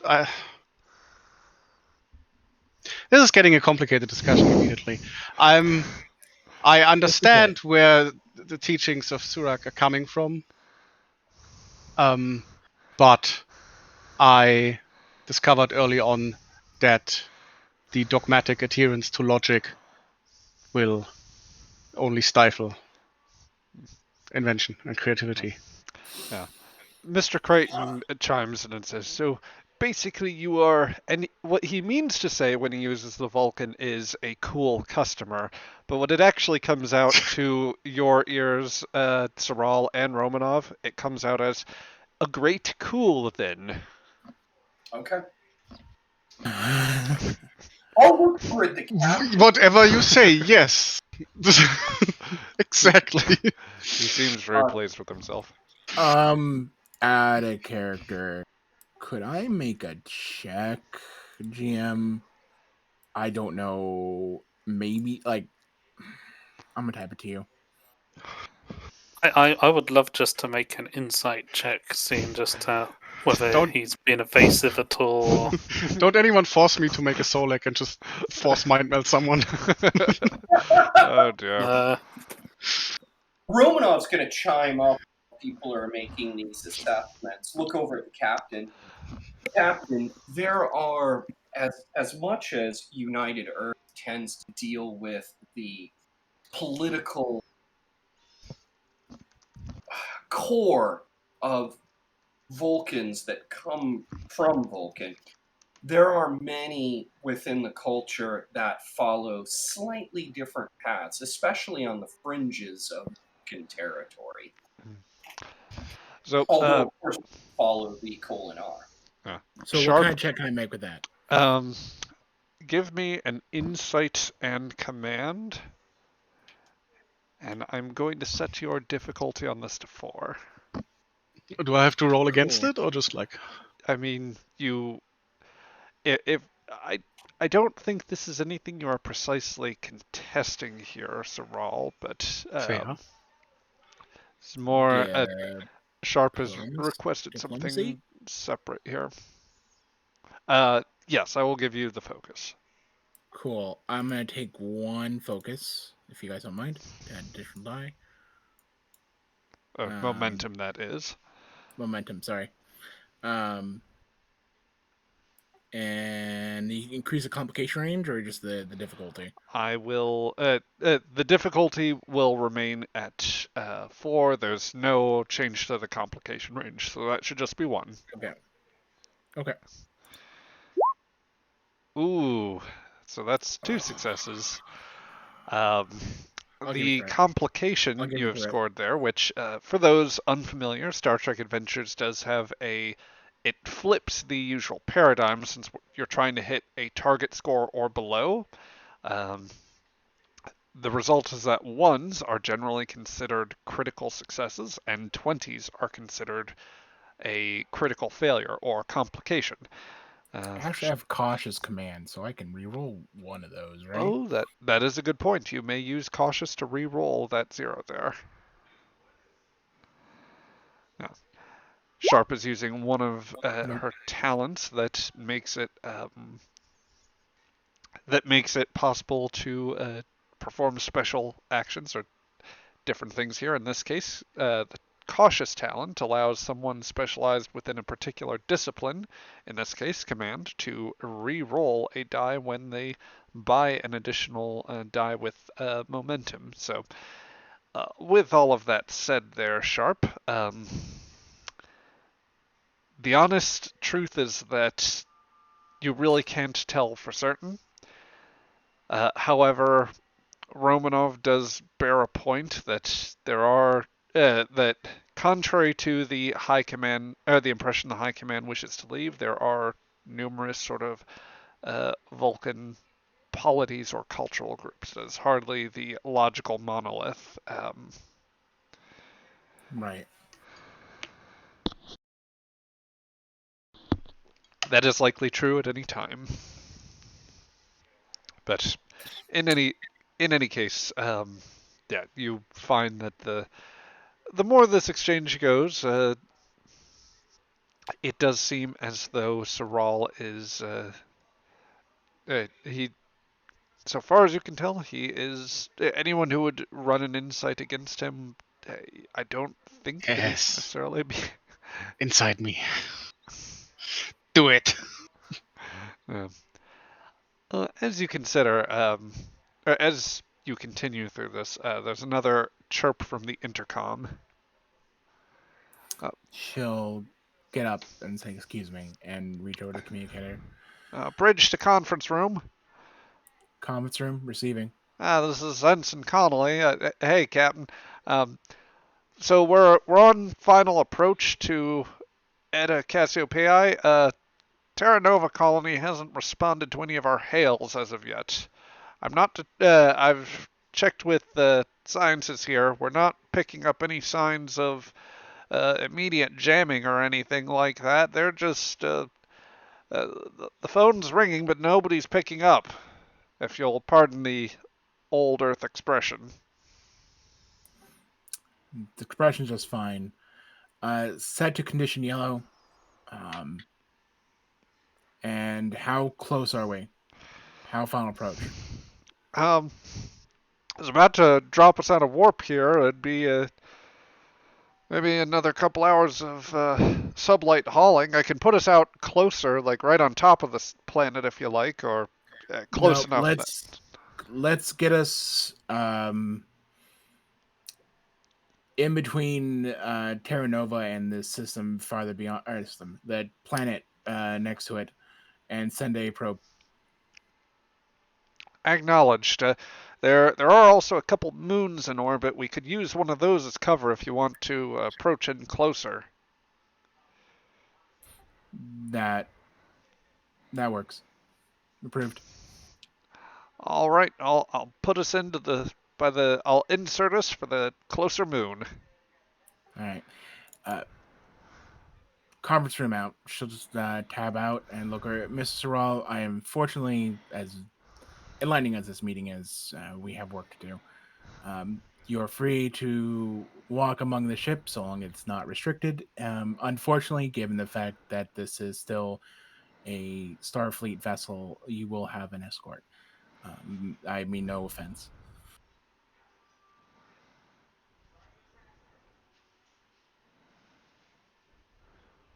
Nope. Oh, did Felix go AFK? Sorry, I was not listening. Sorry. Basically, I'm sorry. Felix, get focused. So Ral just got engrossed in some piece of technology somewhere. That's my excuse. I'm sticking with it. Yeah, she'll just frown a bit and then smile. I must apologize for interrupting this meeting. Kind of meeting close, but there is business ahead, and while certainly you are free to walk among the ships so long as not restricted, I must unfortunately inform you that you will have an escort due to this still being a Starfleet vessel. I hope you don't mind. Sure. GM question: how loud is the communicator? Did everyone hear that? I mean, Probably. with your keen level of hearing as a Vulcan, you probably would have heard that as well. Fantastic. That and the fact your ear is very generally well trained. Motherfucker, I knew it. I know it. I know You know nothing. You think you know, but you don't. Yeah, I mean, sure. I'm glad to look around the ship more. Will it be the same security as before? I really think we struck up a connection there. That catches Romanoff completely off guard. Why do I love being an annoying fuck so much? I'll look over the captain. You want me in main engineering or you want me on the bridge? I want you on the bridge, Romanov. Okay. If you could excuse us, Mrs. Sorrell. Sure. And she'll just dismiss the group, dismiss the meeting. But the minute we have like 3 or 4 bulkheads between us and Sorrel, she'll say very quietly to Shira, I want him constant watch. Yeah, I don't trust him at all. Agreed. I think that's a wise idea.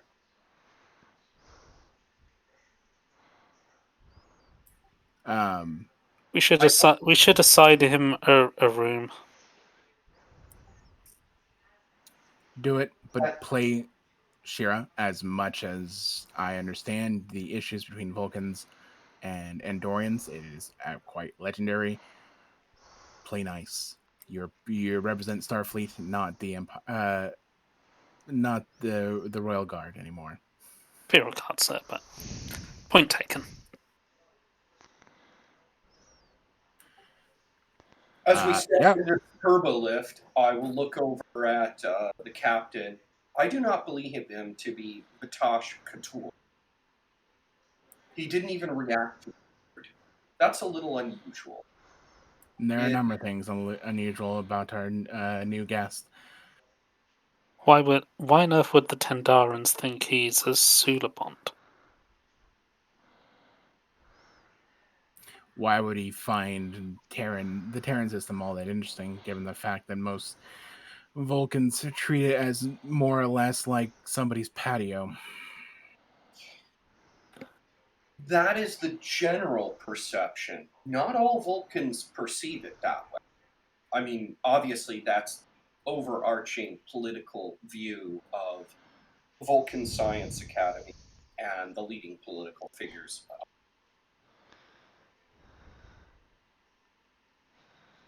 But he is unusual, and I've met fringe Vulcans. If we could access his navigation logs, we'd be able to find out where he's been. Correct. I've got separate computer teams setting up to hook up to his ship. I don't trust hooking his ship up to ours. Play nice, play careful, play within the rules. Absolutely.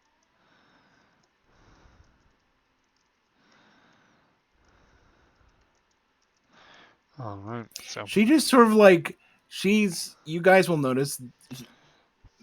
I'll be on, or let's be honest here. The captain's pretty chill pretty chill captain, all things considered. Doesn't express too much, like doesn't go extensive of it. But there is sort of like this 1,000-yard like critiquing stare on the opposing wall as if she's pondering hard about something through the turbolift. Like something doesn't make sense. You're going to burn that wall, ma'am. Sir. Excuse me? She just like blinks and looks over. Just, you got something on your mind if you want to share, for input. There's a lot of things on my mind right now, Miss Romanov, but the gesture is appreciated. She says that she just like the turbulence finishes and she just walks into the bridge. Mm-hmm. Yep. On the view screen ahead of you, you see Terra Nova. From around the corner of the moon, Mr. Conley's reporting. Oh, Colonel, we got the probe out. We're getting live telemetry now. It seems as though the orbiting like communications beacon is still functioning. The colony just hasn't responded. We were waiting for it to get closer and see if we could assess, atmospheric readings, sensor output from the thing. That look, I'm not one of the blue strip eggheads. I'm sorry on this, Captain.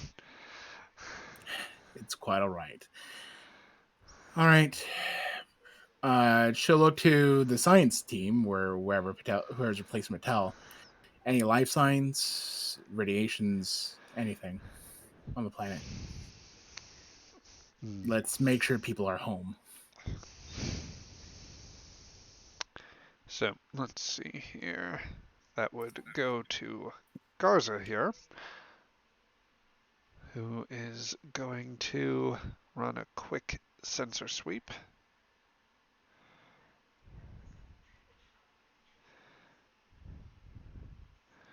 So let's see. The extra in. Oop, set that to a proper roll here. The extra manning the sensors post. Has scored a complication here and did not succeed at the roll whatsoever. So I'm going to effect a narrative complication. I can't get a bearing on life signs, Captain. It seems as though... Oh dear, I don't believe that there's any signs of an impact in the southern continent area, but there is a known radioactive phenomena, residual impacts from an asteroid that that impacted the northern continent near where the original colony was.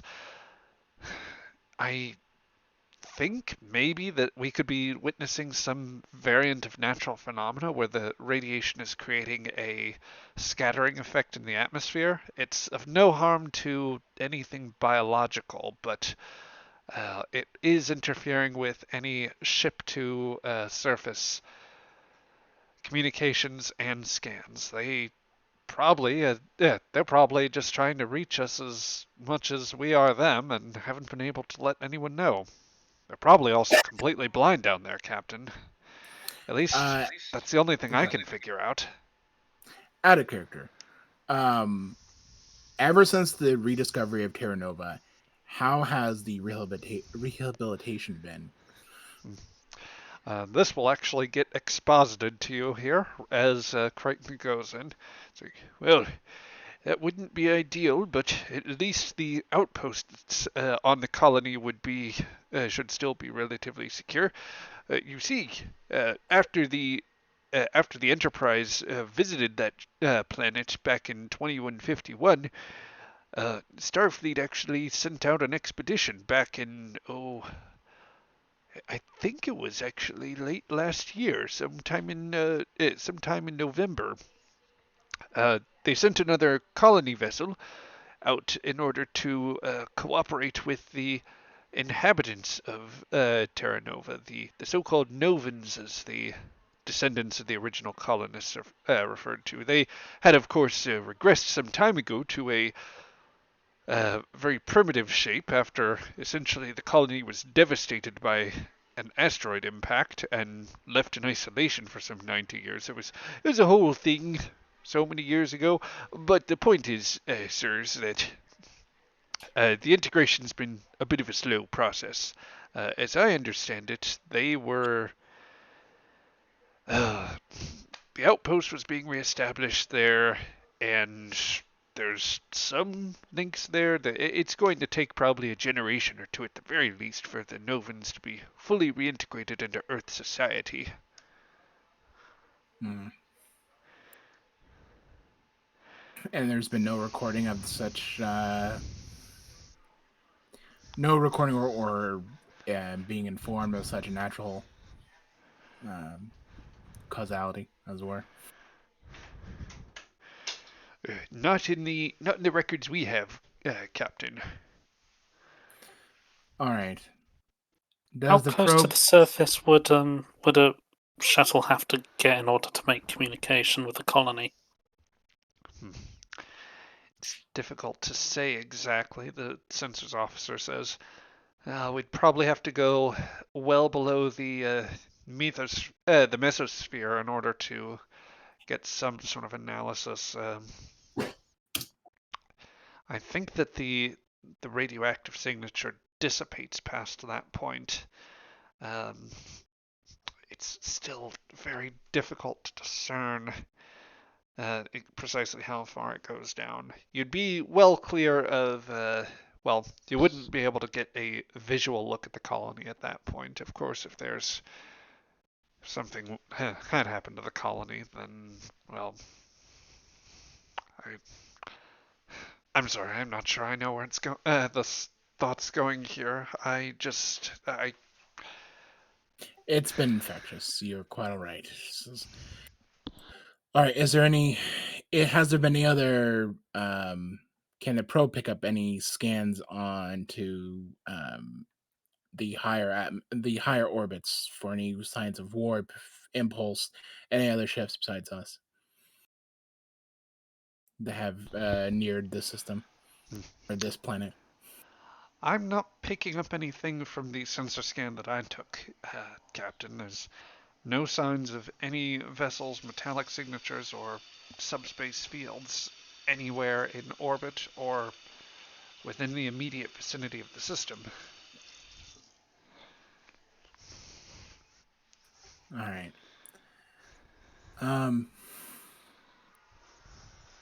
Out of character, who do I ask to send another probe? Would it be the science or Sciences would weapons? technically do it. Yep.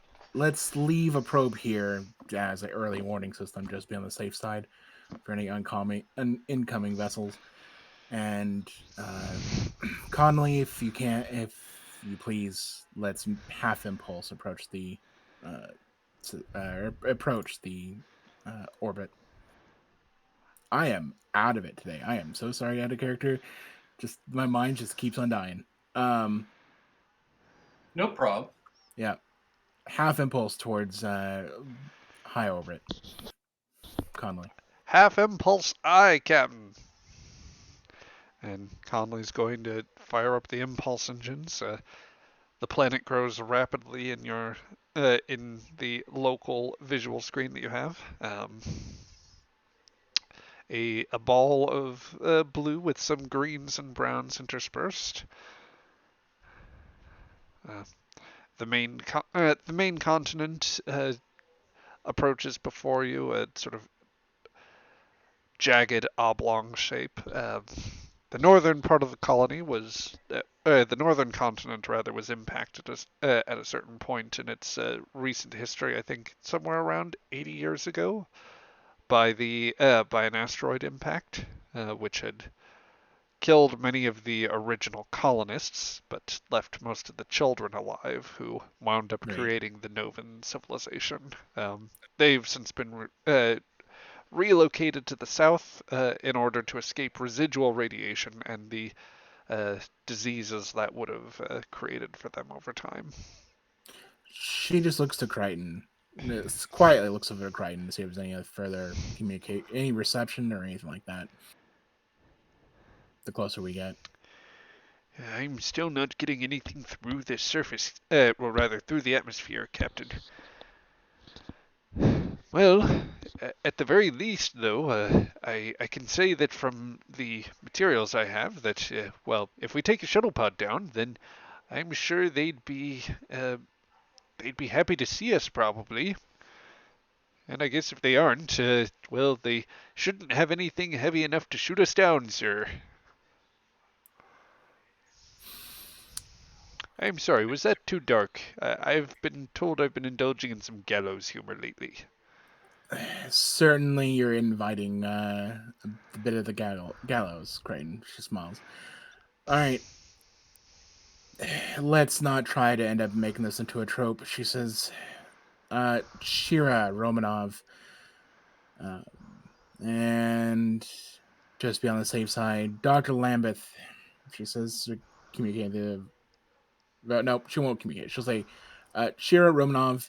And if you can, grab Dr. Lambeth and make your way, take a shuttle and make your way down.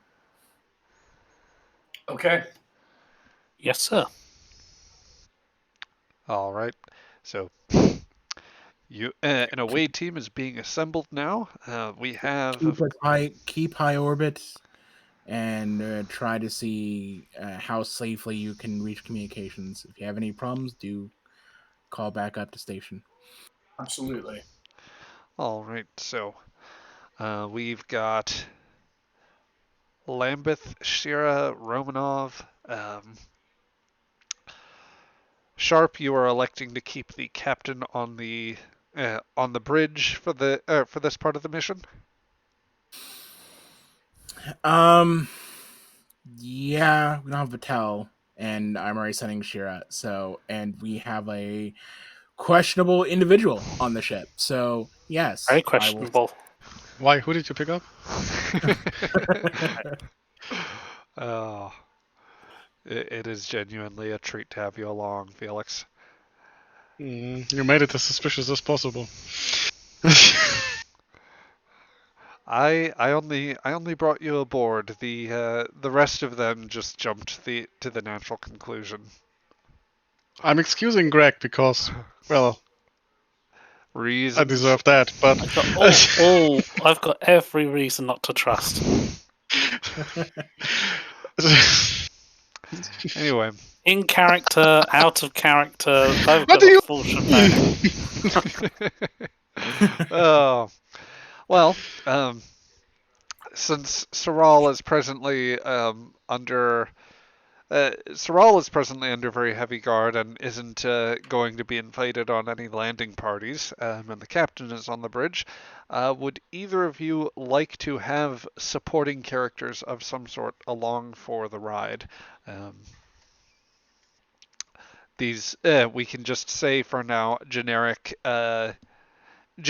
Mako or generic science officer or something of the sort, and devise things as we go, since obviously at least one player has only been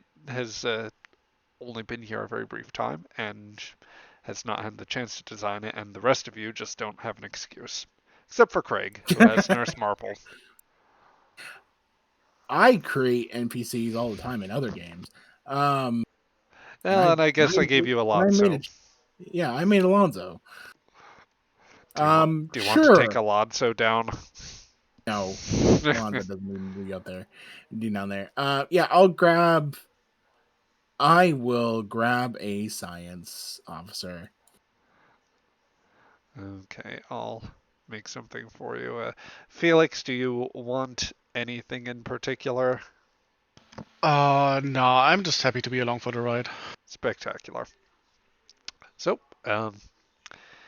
a generic sensors officer is going to join you along with a just a pilot who will be who will also be NPC'd. Um, the trip via shuttle pod is a fairly swift one. You make your way out. Let's see. Would it just be phase pistols, or are you taking? Are you escalating to rifles? Pistols. Okay. So anybody who wants one may take a phase pistol. Um, I will. Romanov will. take a phase pistol, that is. Yeah. Okay, good. Just making sure. So yep, the you head out through the through the aft shuttle bay, passing along a very damaged, broken up Vulcan civilian shuttle on your way out. Once the bay's cleared, depressurized, the shuttle pod departs from the aft launch bay at the very back of the. Really, it is more of a cone, I suppose, given the layout of the ship, since it narrows near where it connects the two pieces. Um, but you pop out of the aft shuttle bay and begin lowering into the atmosphere. There's a bit of cloud cover through your approach as you make your way through the atmosphere. The comm line starts becoming a bit inconsistent as you go through. There's is indeed a scattering effect in play here that is making it a little difficult to compensate. Um, but yeah, do you choose? Or are you descending into the colony itself, or are you just aiming to do? Are you aiming for more of a standoff or cautious flyby type thing?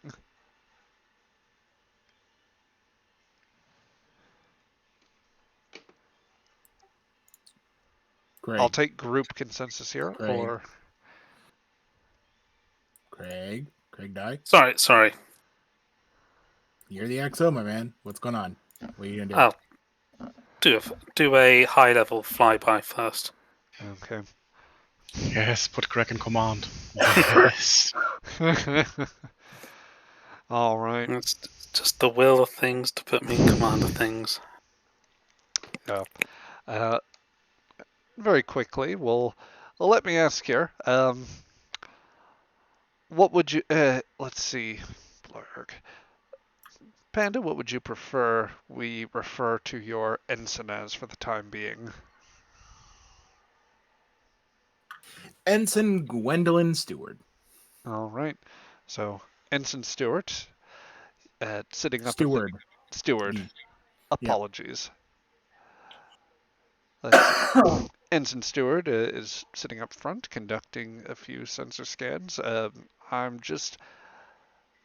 Let's see. I'm going to ask you just roll me 2d20s off the side here while I'm. Actually, let me make a duplicate here. Terrible.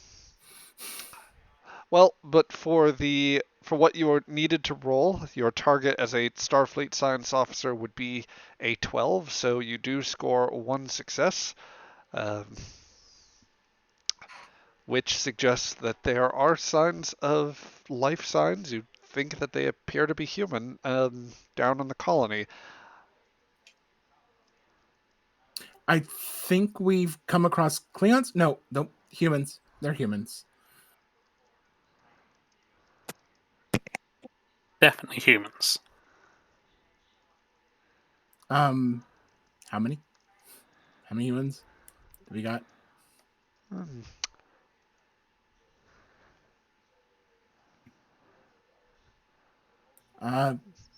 That's not right. I'm only reading 86, and from what I gathered records, she like double checks. Yes, the population is supposed to be 300, but there's only 86 here.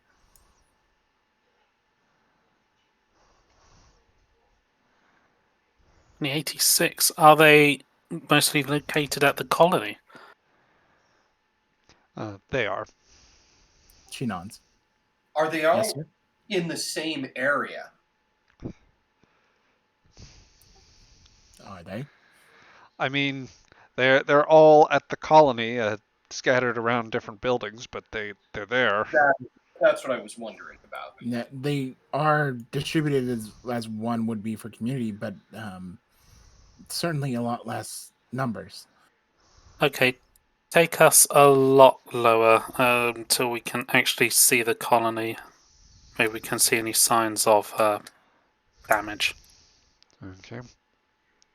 You begin to make a low flight over the colony. Shira, I'm going to ask you to give me an insight and security as it runs over.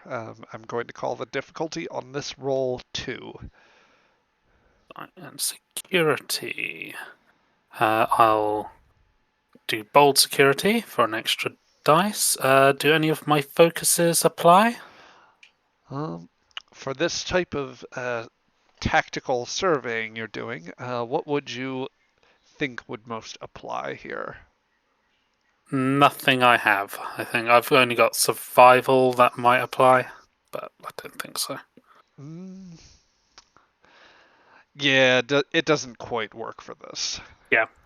Okay. Then I'll no focuses. That Got is 3 still successes. 3 successes, however, so that is going to exceed the 2 that I requested and give you a momentum. So,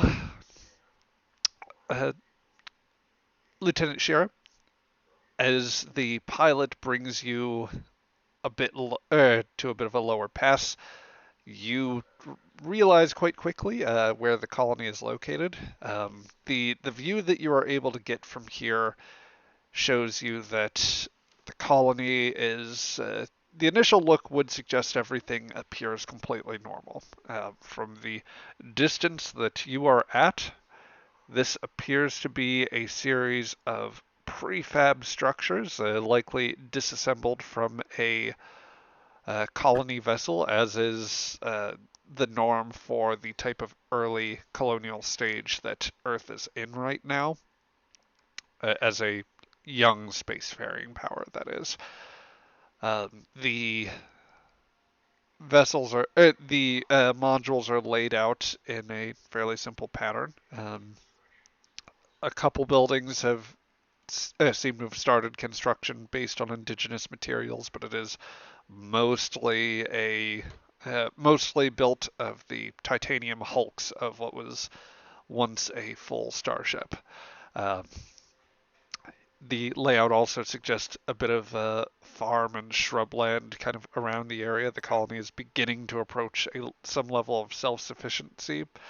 However, there are other structures that you realize are less sensible for an early colony, but make complete sense if you're having to defend yourself. There are signs of dug trenches, what you would say are hard points of a sort, things that look like maybe sandbags or bits of cover that are built up in certain areas. Um, Probably even some rudimentary signs of fencing, particularly near the trenches. Um, there's not a lot of activity in the streets, as it were, which suggests maybe the colony is considering that it is at some level of alert. So, Gwen, didn't you say you thought you picked up phantom signatures of Klingon life signs? No, I simply confused the human life science with Klingon. It was really weird for a moment. Okay. I'm guessing we can't send a message up to the Aegis from here. the pilot tries to raise them. I'm having a lot of trouble cutting through the soup here, Cap. XO. Sorry. Okay, take us back higher to where we can make communication with Aegis. We'll let them know, and then we're gonna head back down and land. No, alright. he tries to like bring the shuttle pod up. Could probably get a signal through here. Might be a little complicated, but you can give it a go. Whoever's a little better at that. Anyone particularly good at a control engineering task here? Yeah, I'll let me do the comm. Okay. Terra Nova. Okay.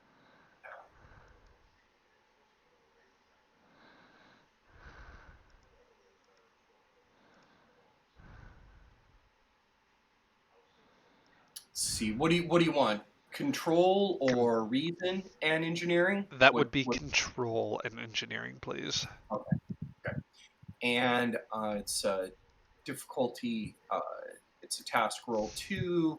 I don't really have any appliables for this, so Yes. If only you had a comms officer along. Well, there's a bit of a crackle on the comms here. I'm going to see if Crichton can get you guys the extra way there. I'll give him an extra momentum so he gets extra die. Okay. So Crichton is going to try and meet you halfway. Actually, more accurately, this would be an assist, so the momentum wouldn't come into play. No, but he at least has the focus as necessary. Nope. can the shuttle assist us, or can the ship assist us? Oh, the shuttle could assist here. That would be communications and engineering. Okay, if somebody wants to roll that. I'll do it. All right, Mr. Shuttlepod. Communications and was it engineering? Yep. Okay.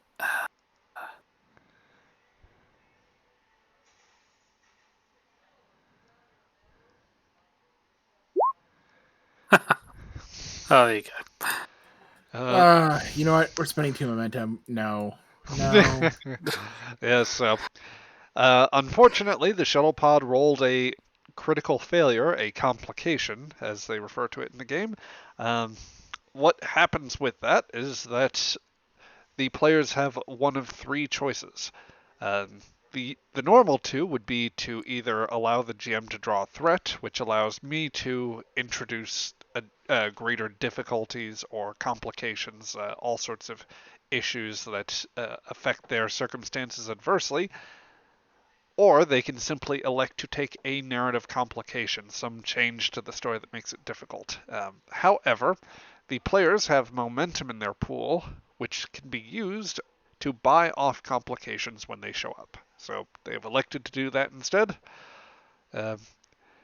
You are still, I'd say, just 1 short of what you need to get a complete message through. I will allow you to succeed at cost, but the cost would be that only the most basic, crackly version of a message makes it through.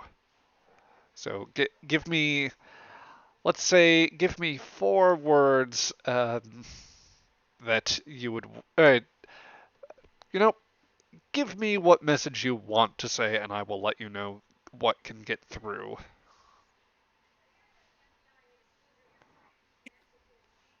I want to say the colony has built defensive fortifications. We're going to land and take a closer look. Recommend have a Mako team on standby.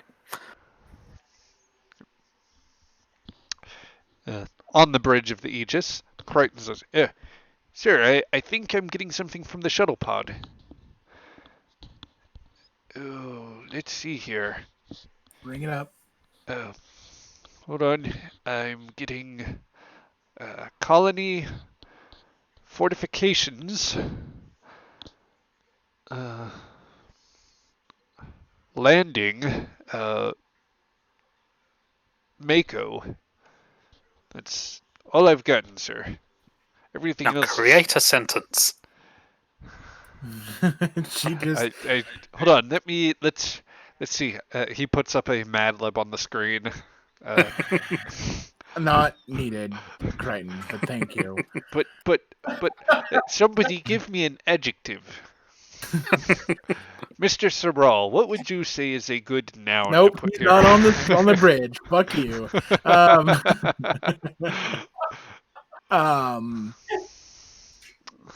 All right, prepare shuttle. Confined to the brig. Prepare shuttle 2 for with a security team. Aye, sir. I will alert the Makus to be on standby. So, back on the shuttle pod, the ensign says, "Well, it's probably the best we're gonna get through at this elevation. LT, what's the order?" Take us in, find a good landing spot within the fortifications. I'll put you down on the main square if you like. Excuse me, Commander, Lieutenant Commander, Lieutenant. Lieutenant. I am not rated for combat. Sure In that case, don't shoot anyone. Right, of course. Got it. Don't shoot anyone. You're not rated for combat, just keep your head down. Gwen, is this your first away mission? Yes, it is. It's my first, and certainly a lot more intense than I expected. This is nothing here. Imagine if I were to just put this shuttle in a dead drop. No, please don't. Yeah, that's fair. No reason to really do it. And with that, your pilot takes you down in a very gentle glide, and as the shuttle pod makes a few circular passes over the colony before gently lasing down and retracting the wings. He sets out the landing gear, and there's a thump so gentle that even with inertial dampeners, you would have barely felt it. All right, we are. Good landing. Nice landing. Yeah. Just be sure to give me a good rating on the next. It's an old joke. So should we bring in rebreathers because it's radiation? He looks over the passive sensors. There's more of a scattering effect in the upper atmosphere. There's not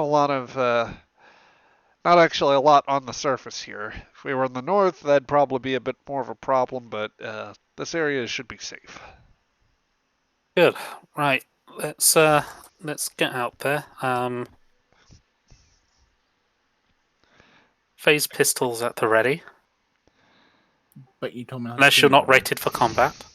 Right. She says that she immediately lets go of the phase on her hip like it's a hot iron. Conley, keep the engines warm. We might need to get out there quick. So, what do you think it is, Lieutenant? Are we pretty far off from more outer reaches for pirates?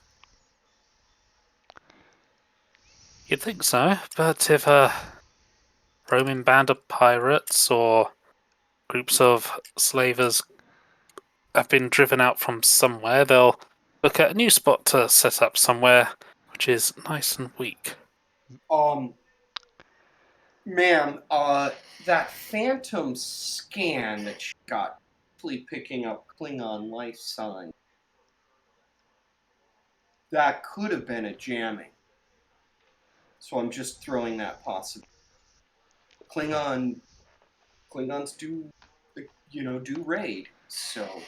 They do, yes. This far out, though? It's a long way from here to Kronos. As you speculate on this, the shuttle pod's side door opens, allowing in the warm but crisp breeze from the colony. As you Okay. each Rom- go ahead. okay. I'll lead, and Romanoff, you're in. You come out second. When Got it. we're sure it's clear, then Doctor, you and Stewart, remember ma'am. Stewart, you can come out second. Conley, once we're out, seal the hatch. Okay, will do. I'm gonna grab an engineering kit and a hand scanner. Just whatever was on the shuttle. Yep. So, as you step out initially, the place seems to be a ghost town. The gentle breeze is picking up a bit of dirt coming off from the streets. It has not been properly paved, but it has been cleared for use of some equipment. Um, there are some faint signs of carbon scoring on some of the buildings here, um, and even perhaps a few more signs of fortification or cover that have been placed out in different areas. You're assessing the nature of this when you realize that there is something else suddenly popping into view as the four of you exit the shuttle pod, and as the door closes, figures begin to rise up, um, all seemingly human, with varying types of hand particle weapons. Uh, One of them appears to be in Mako gear with a rifle at the ready. Hold it right there! The Identify! Starfleet, Lieutenant Ulashira, SS Aegis. I didn't know there was any Andorians serving in Starfleet. New There attaché. This is Lieutenant Commander Leska Romanoff, Dr. Lambeth, and right at the back, that's Ensign Stewart. There's a tense moment where they consider their option there. It appears to be I'd really like not to get shot, please. Raise your voice. another voice, one sounding older and wizened, cries out, "For God's sakes, hold your fire!" Um, a gentleman in a sort of crisp, reddish wrap kind of comes out. Uh, Him without weapons and raising his hands, he walks out into the street. They're at least sent by Earth, even if not all of them are human. That's good enough. Um, the man walks out to you. He's a gentleman of a very dark complexion, very aged, and a very closely coiffed sort of gray hair. The wrinkles are very firmly etched into his face, at least as much of it as you can see. His hair comes down over his forehead, and he also has a considerable beard and mustache that covers a good bit. His eyes are a very kind sort of brownish green, you would say. Maybe hazel would be the better phrase for it. You say you're from a starship? From The Aegis. he nods a little bit, thinking about this. It's all right, Cole. And with that, another man steps out. The one in Mako gear, who has a rifle sort of trained on you. He moves it down into a slightly sloppier alert carry. He is clean shaven, very pale, in full gear. Phase pistols, rifles, a stun baton at his side, probably a bandolier with grenades, some of which are empty in the bandolier, that is. And he starts walking up towards you. Um, we're so very grateful you are here. We weren't sure whether any help was going to come anytime soon. What's happened? I mean, you're obviously under attack. I saw the fortifications from our Yes. flyover. So something very dreadful has happened here. Uh, Lieutenant Shiro, was it? Yes. Well, I am Governor Robert Nichols of Terra Nova Colony, sent by Earth. Oh, we have had a terrible, terrible crisis emerge.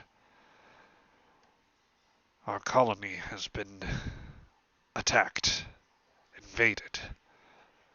And by whom? Well, oh, perhaps invasion's the wrong word here. It's the Novans. They've completely lost their mind.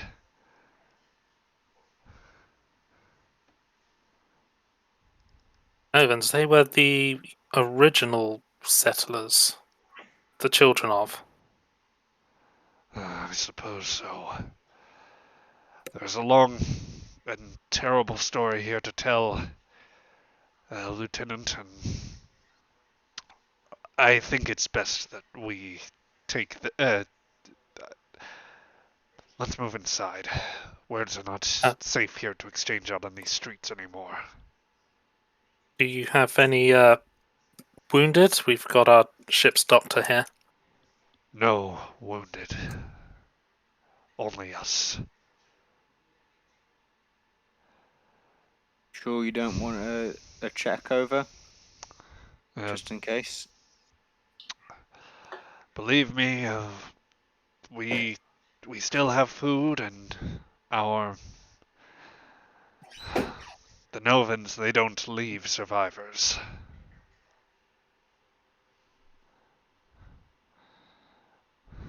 But we may well take you up on the we may well take you up on this offer here.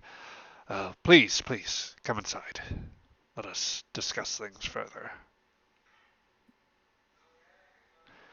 Okay, All right. follow them in.